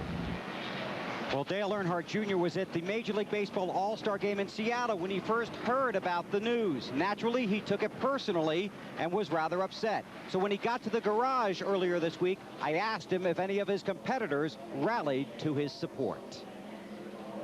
It's just a shame. I mean, that was like one of my proudest moments of any accomplishment I've ever had, and I was really happy for Tony and the guys, and they put so much effort and so much emphasis on running good that it took a lot of air out of their sails. So to have people question their ability and question their accomplishment. Dale Earnhardt Jr. will start 36th in the Tropicana 400 here on Sunday. We'll hear more from Dale, from Jimmy Spencer, and from Johnny Benson, as well as a former Winston Cup champion and some other drivers in NASCAR on the entire situation following the Pepsi 400 tomorrow when NBC Sports begins our pre-race coverage at 2 Eastern Time. Alan? All right, Bill, thank you. We'll look forward to that. Right now, we have to look forward to the ending of today's Hills Brothers 300 presented by Sam's Club. 34 laps to go. That is 50 miles. There are 21 cars on the lead lap. Jimmy Johnson, Scott Wimmer, and Joe Nemechek, the front three, got 2 tires on their last pit stop. Fourth in line in that outside lane is Ryan Newman. He's dominated most of the recent stretch of the race. He's got 4 fresh tires as we go back racing.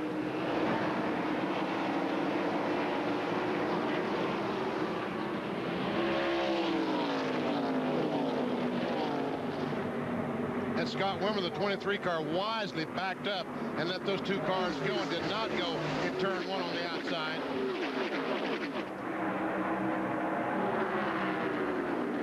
Kevin Harvick in the 2, back in 27th position. 7 laps down to the race leader. Broke the rear end gear, leaving pit road back at lap 99.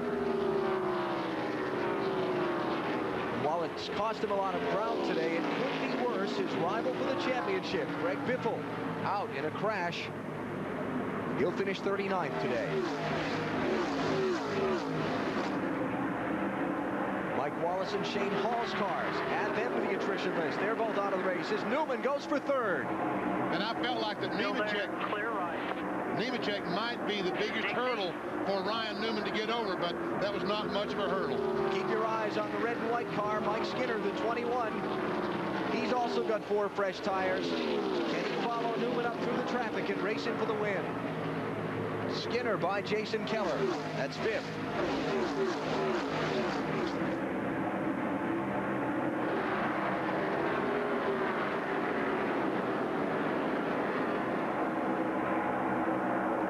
Now Newman creeping into the back of Scott Wimmer's bumper. That 23 is on old tires.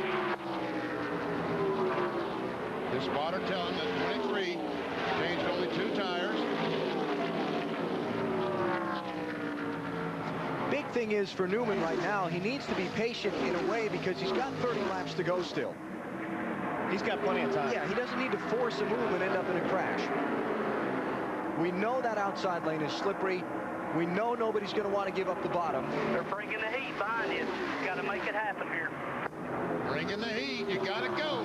There's somebody that's impatient. Yeah. But you're right, Alan. He's got enough time. He's got a good race car. Skinner still trapped behind Nemechek. Here he comes. Here comes Newman on the inside. He has that 2nd spot. Still there. Nemechek going to try and follow him through. Now Skinner's boxed in. There's about 20 cars. Huge break for Newman as Skinner gets boxed in behind Nemechek and Wimmer. Here comes Jeff Burton. Oh, Scott, and look at Burton down to the inside of the 57 car and take that spot away as well. Clear. Keller bouncing off Wimmer. Everybody gets away with it. Jeff Green also on 4 tires, fresh tires, trying to come back through.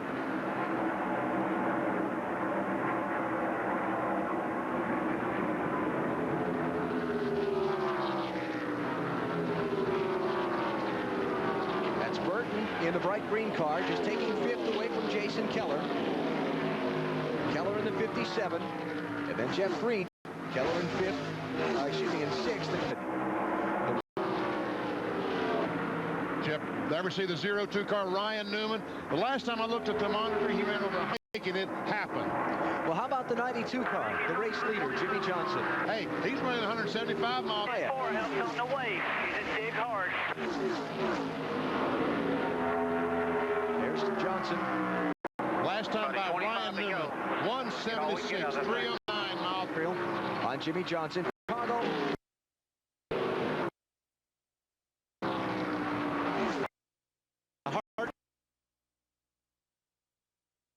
Oh, that time.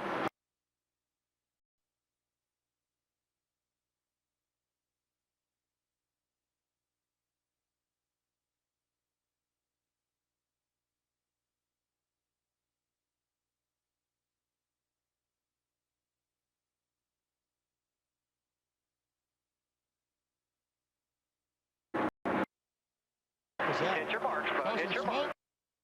Hit your marks, bud. We're in the 21.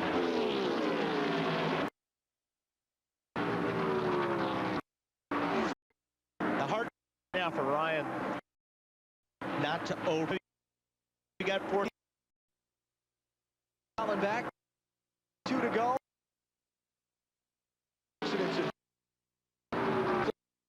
Flag set up back at 157. He's picked second spot. That machine, two of Jimmy Johnson, took just right side. Pit stop. Are strong enough to hold the lead. Will it last over the final 20? The interval, Ryan Newman less than one. Jimmy Johnson. Championship picture to Biffle, 39th. 61 crash. Kevin Harvick, after breaking the rear end gear on his car, is running in 27th spot right now. Not likely to pick up much more ground. He's going to expand his series, heads to St. Louis next weekend. The worst thing that could possibly have happened to Johnson just happened. Kevin Harvick moved over and let the 02 car of Ryan Newman go by. And he's clean racetrack between himself and Jimmy Johnson. Which was the right thing to do. Which was the right thing to do. You know, Kevin's not going to win this race, and that was the best thing he could do. Let these guys race it out. And that's the other worst thing that could have happened. He caught Larry Foyt's lap car just entering the corner. And the 02 car of Newman catches him coming down the straightaway. Here comes Newman. That lap, Johnson only ran 172.7 miles per hour. 02 ran 175 miles per hour. I'm happy about them 4 tires right now, Benny. You are. 18 to go. Johnson and Newman both trying to get their first NASCAR Busch Series wins. Hit your marks, buddy. Hit your marks. Get all you get. Pit road and Matt Yoakum. Garrett driver, so he can stay close to Jimmy. He keeps cheering him on, knowing what a big day this could be for this young man who has a bright future with Hendrick Motorsports. But they know that 02 car is very fast, Alan. Third place, Mike Skinner on the move. Going to try and finally clear Joe Nemechek. And that's going to allow Jeff Burton to get alongside as well. Still there. He's going to be clear right there. Clear. Jeff Burton, 4th. Nemechek to 5th. Newman closing in on the leader Johnson. Little increments at a time. He's creeping in. Skinner, is it too late for him to get up and fight for it? I think so. There's too much space. Now what Skinner needs is a caution flag. Caution flag comes out. He's in good shape. Let's go up to the lead. Smooth right here, Mike. You hit your marks, they'll come. Look at Newman closing in on Johnson. Just car lengths. And plenty of time. Yeah, and I think, see on this lap, it looks like he's a little bit stronger than Jimmy down in 3 and 4. That's where he seems to be making up a lot of time on him. To Marty Snyder. And guys, Ryan Newman's crew knew that they could catch Jimmy Johnson, but getting around him is another thing. And here he goes underneath him in turn 1. He's going to try and make the pass. Ryan learned a very valuable lesson in happy hour yesterday. He was following David Donahue, who was a much slower car than he was, but he couldn't pass him for about 20 laps. And he said he learned some things about how you have to pass a car here. And Jimmy Spencer said it in the pre-race, or talked about it earlier. together. It's all about momentum here, and that's what Ryan is trying to build up. He has more power than Jimmy Johnson does, and he's trying to catch him going into the turns. 13 to go. Ooh, Jimmy got in a little bit high right there, which enabled Ryan to close up on him. Is he going to get the run off turn 2? Lap car's going into 3. Clear all around, one back. Those voices you hear are spotters positioned on the roof of the grandstand where they have the visibility of the entire racetrack, trying to aid their drivers as they go around the speedway, telling them where the traffic is.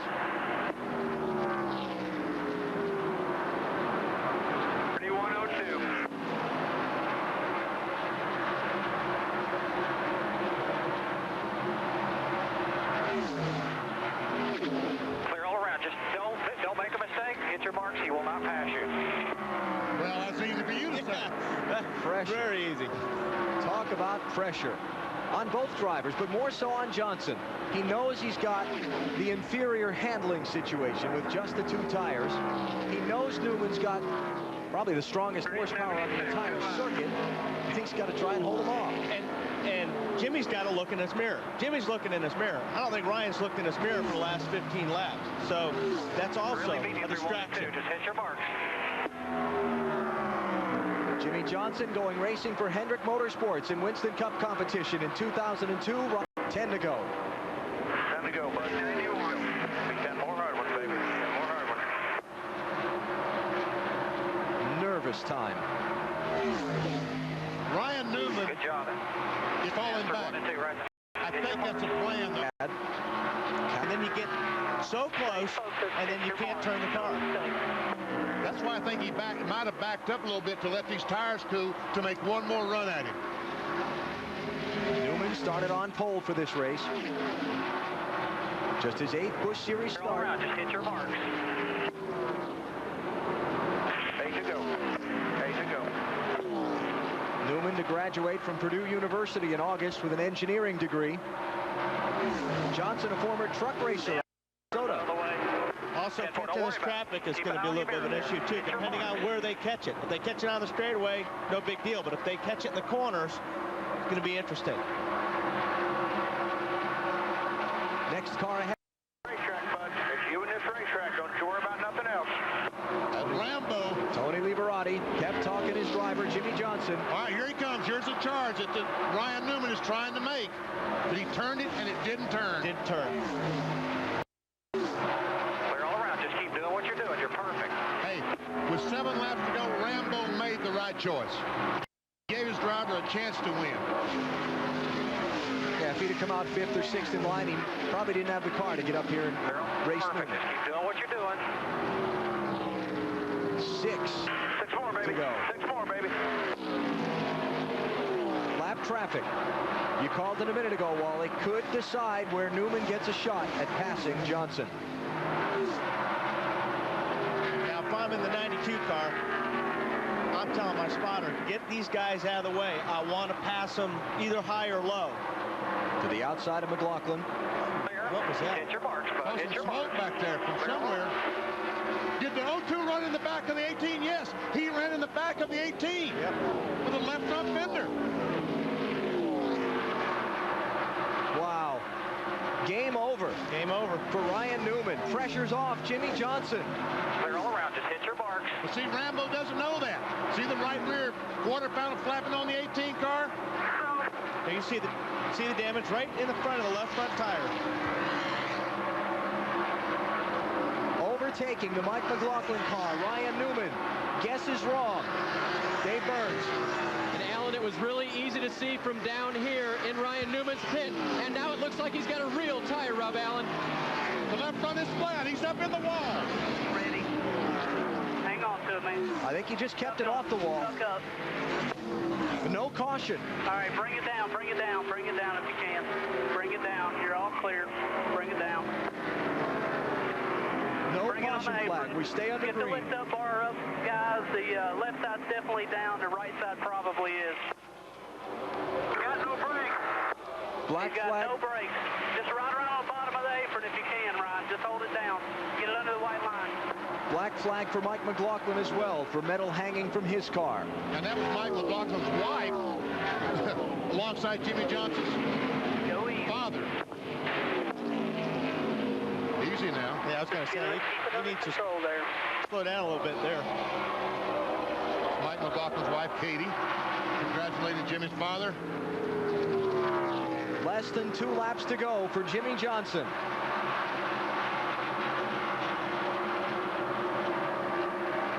Trying to join the ranks of NASCAR Busch Series winners.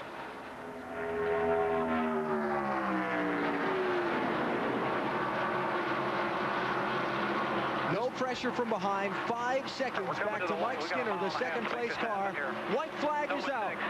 1 more lap to go. I've been waiting a long time to tell you that. One more lap. Let's be smooth. Let's be smooth. Off that gas now. Off that gas easy.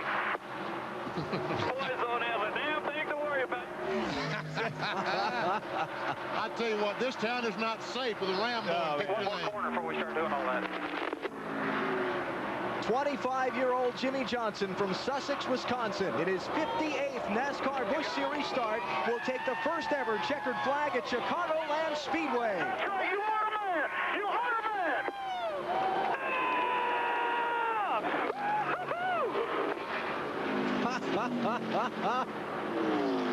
Great job. Great job by Jimmy and Rambo and that team. They made the right call, Benny. You're right. It paid off. 2-tire stop at lap 157. The call by crew chief Tony Liberati got in track position. He never gave up the lead from there. Ryan Newman putting the pressure on with 4 tires, made a mistake. Ran into the back of the Mike McLaughlin car as they put a lap on it. That was it. Johnson ran to the win. Here are the results of today's Hills Brothers 300 at Chicagoland Speedway. Johnson beating Mike Skinner by 4.9 seconds. Jeff Burton gets 3rd. Jeff Green in 6th. Kevin LePage came back from a mid-race problem for a top 10. Jimmy McBurry will finish 20th after being black flag. Jimmy Spencer back to 18th. Kevin Harvick will finish 27th. Championship leader after the broken gear on his pit stop at lap 99. Greg Biffle, his rival for the title, finishes 39th after a lap 61 crash. He's pretty good at doing donuts, I'll tell you that. Give you an A+ for that. Crowd's loving it too.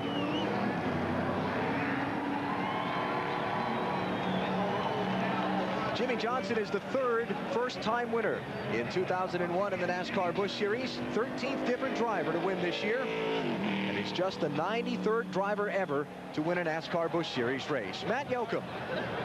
Jimmy Johnson's victory, very popular with the fans in the stands, but very special for a father. Gary, can you describe your emotions seeing Jimmy finally achieve his first Busch win? Oh, man, this is the hardest thing in racing we've ever done. This is not easy to win one of these Busch races, and we've worked so hard, and great people, the Herzogs and Excedrin. This is just unbelievable. I just wish the rest of the family could be here.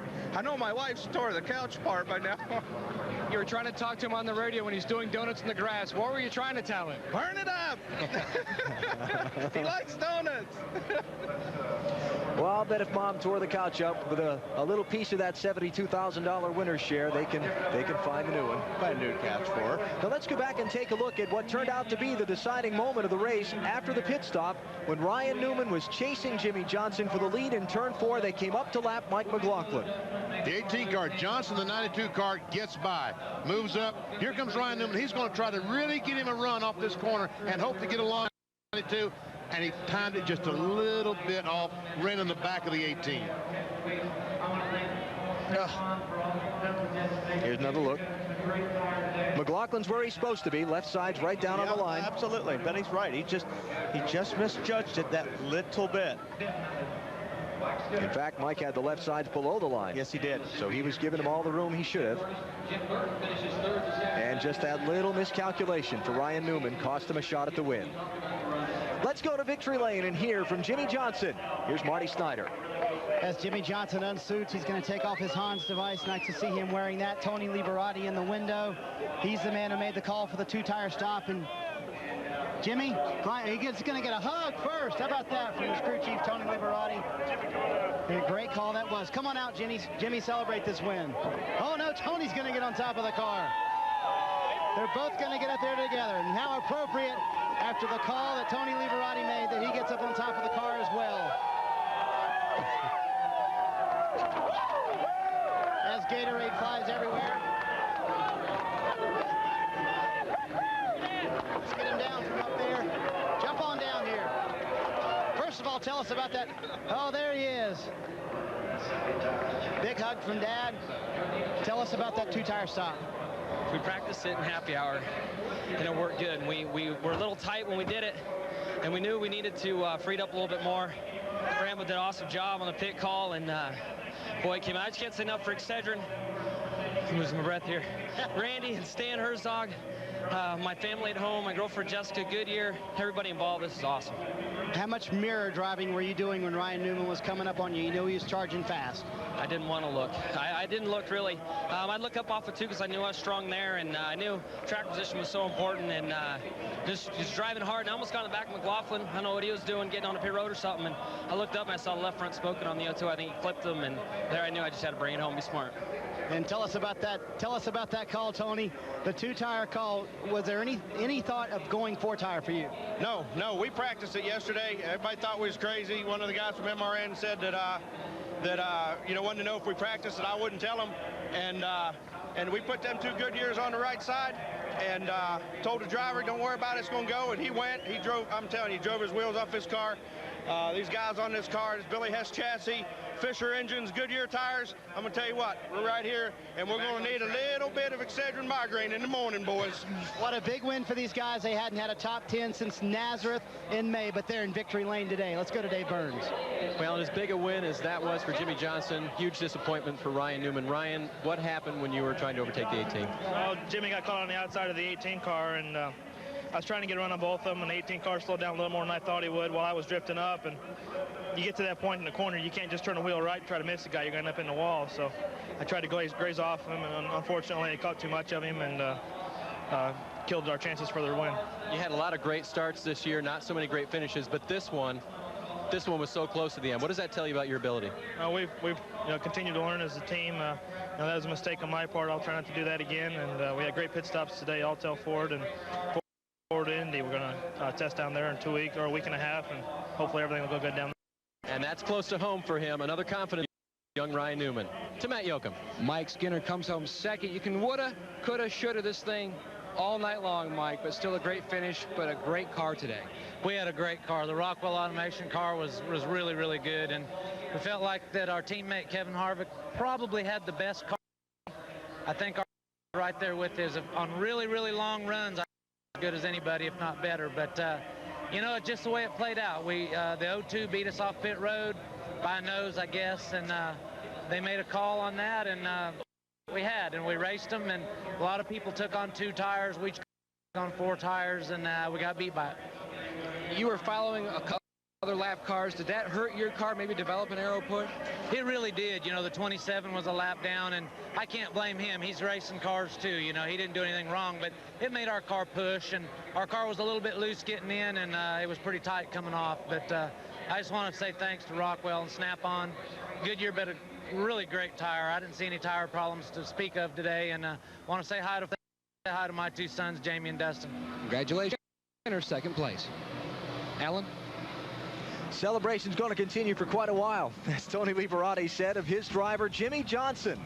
It is so hard to win these NASCAR Busch Series races. His dad carried on. It finally grew for the Herzog Racing Team as Jimmy Johnson has won in Chicagoland today. We'll come back with NASCAR on NBC in a minute.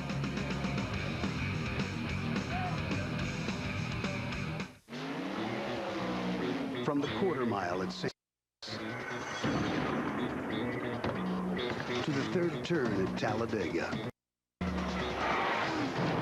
to the pits of Laguna Seca.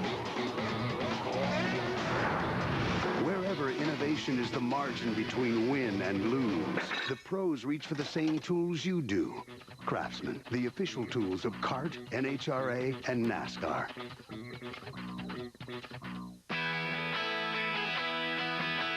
All across the country, people have places to go, things to do. So they go Midas for total car care. Need an alignment? We do that. Air conditioning? We do that. Brakes? We do that. Oil changes? We do that. Batteries too. Of course, mufflers.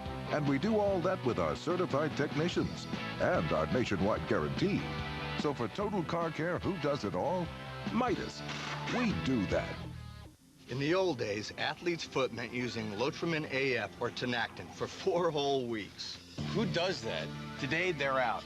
Because Lamisil AT changed everything. Lamisil AT kills them just 1 week's use. Do you really have 4 weeks to use those other guys? When your feet itch and burn, using Lamisil AT 1 week keeps you athlete's foot free for 3 months. Those old-timers, they don't promise that. It's in a league all its own. Lamisil AT, the best way to cure athlete's foot. Tomorrow on NBC, the Tropicana 400 for the NASCAR Winston Cup Series from the brand new Chicagoland Speedway as the race for the championship continues. Look forward to bringing that one to you. Todd Bodine is on pole. Championship contender Ricky Rudd starts third. Should be a great race. That's tomorrow at 2 Eastern Time here on NBC. Victory celebration for Jimmy Johnson as the interviews continue. Let's check down with some more of the top finishers in today's race. We go to Matt Yoakum on pit road. Jeff Burton finished third. First off, boy, an up and down day for you. Back to the front and then a good top 5 finish. Yeah, we never had good track position. My car was really fast when it was by itself, but in traffic it wasn't good at all. We struggled in the pits early in the race. We had a great pit stop there at the end, but a lot of people took on too, and that hurt us. But off days, brand new car, first time we've ever run it, and I think we learned a lot for tomorrow, which is the main reason we run these races. Tommy Morgan, your crew chief, said you had a lot of aero problems, loose, tight. When we catch somebody, we'd be really tight. When we were away from everybody, we were always constantly faster than the leader. The minute we'd get to somebody, we'd run as fast as the guy was that was in front of me. I just couldn't pass. So we got to work some on front down for us, see if we can fix that. Jeff Burton finishes third. Right next door is Joe Nemechek, back in a Busch car and back in the top 5. But boy, Brian Petty worked that pit strategy all day for you, didn't he? He definitely did. You know, we went to the back at the beginning of the race, and we just kept going back to the front, but he made some great calls. Brian Patty, the whole Cellular One Chevy crew. I think Wagner Automotive had a good motor today, and it seemed like the same deal. We could get in the front, and we could go if we had clean air in front of us. As soon as you catch somebody, you couldn't go very good. But it's a good day. It feels great to be back in a race, and especially in a Busch Grand National race, and finishing in the top 5. Feels great. Now let's go to Dave. Dave? Kevin Harvick has gotten out of the hauler, a quick change of clothes, but you guys made changes to the car after that incident, and it helped you a lot. You picked up on Greg Biffle, and I guess you exchanged birthday presents for the season. Is that right? Yeah, he just came over. Christmas presents. I got my holidays mixed up. Yeah, he gave one back, but he came over and said started wheel hopping or something, getting in the corner. But these guys, they changed the gear in 8 laps. I mean, that's a credit to our race team, and that's pretty amazing if you sit down and think about it. So I didn't know where to be in those last few laps. I didn't want to hinder the finish in any way, so I was trying to get out of the way, and then I had such a fast car, I'd run them back down and be in the way of somebody else. So if I got in anybody's way, I apologize. I was just trying to finish the race, but a good day for the ACDL car. And if Kevin Harvick can win the championship this year, it's what he did today and what the team did today that the championship would be made of. Christmas presents going back and forth from our championship contenders as we get set to wrap things up from Chicagoland today. A few hours ago, we talked about the difficulties of a new racetrack for a number of drivers. That turned out to be oh so true today. Was that the story? You just could not get outside that groove. You got in the top of the racetrack, around you go, and when that happens, who knows what's going to happen. We saw that rear end crash with the David Donahue and 32 of Dan Pardis. That was as bad as I've seen in a long, long time. Wally, looking ahead to tomorrow, because the Busch Series drivers went through all of this today, how will that impact the Winston Cup race? I think school's out. I think a lot of these guys are looking at strategies and the 2-tire deal and the fuel mileage deal. I think that's going to be really important. I think they're also looking at the way the track raced. Actually, I saw a lot more racing than I thought I would on this track, but the groove got a little bit bigger, so I think it's going to be a fun race tomorrow. Championship standings for the NASCAR Busch Series after today's Chicagoland, Kevin Harvick extending his lead over Greg Biffle. It was 102 coming into the race. It's 138 now as the Busch Series heads to Gateway International Raceway in St. Louis next weekend. Tomorrow, 2 Eastern Time, the NASCAR Winston Cup Series Tropicana 400. Hope you'll join us here in Chicagoland. For Wally Dallenbach and Benny Parsons and Bill Weber and our NASCAR and NBC crew, I'm Alan Bestwick, now to New York and the Sun America Sports Desk.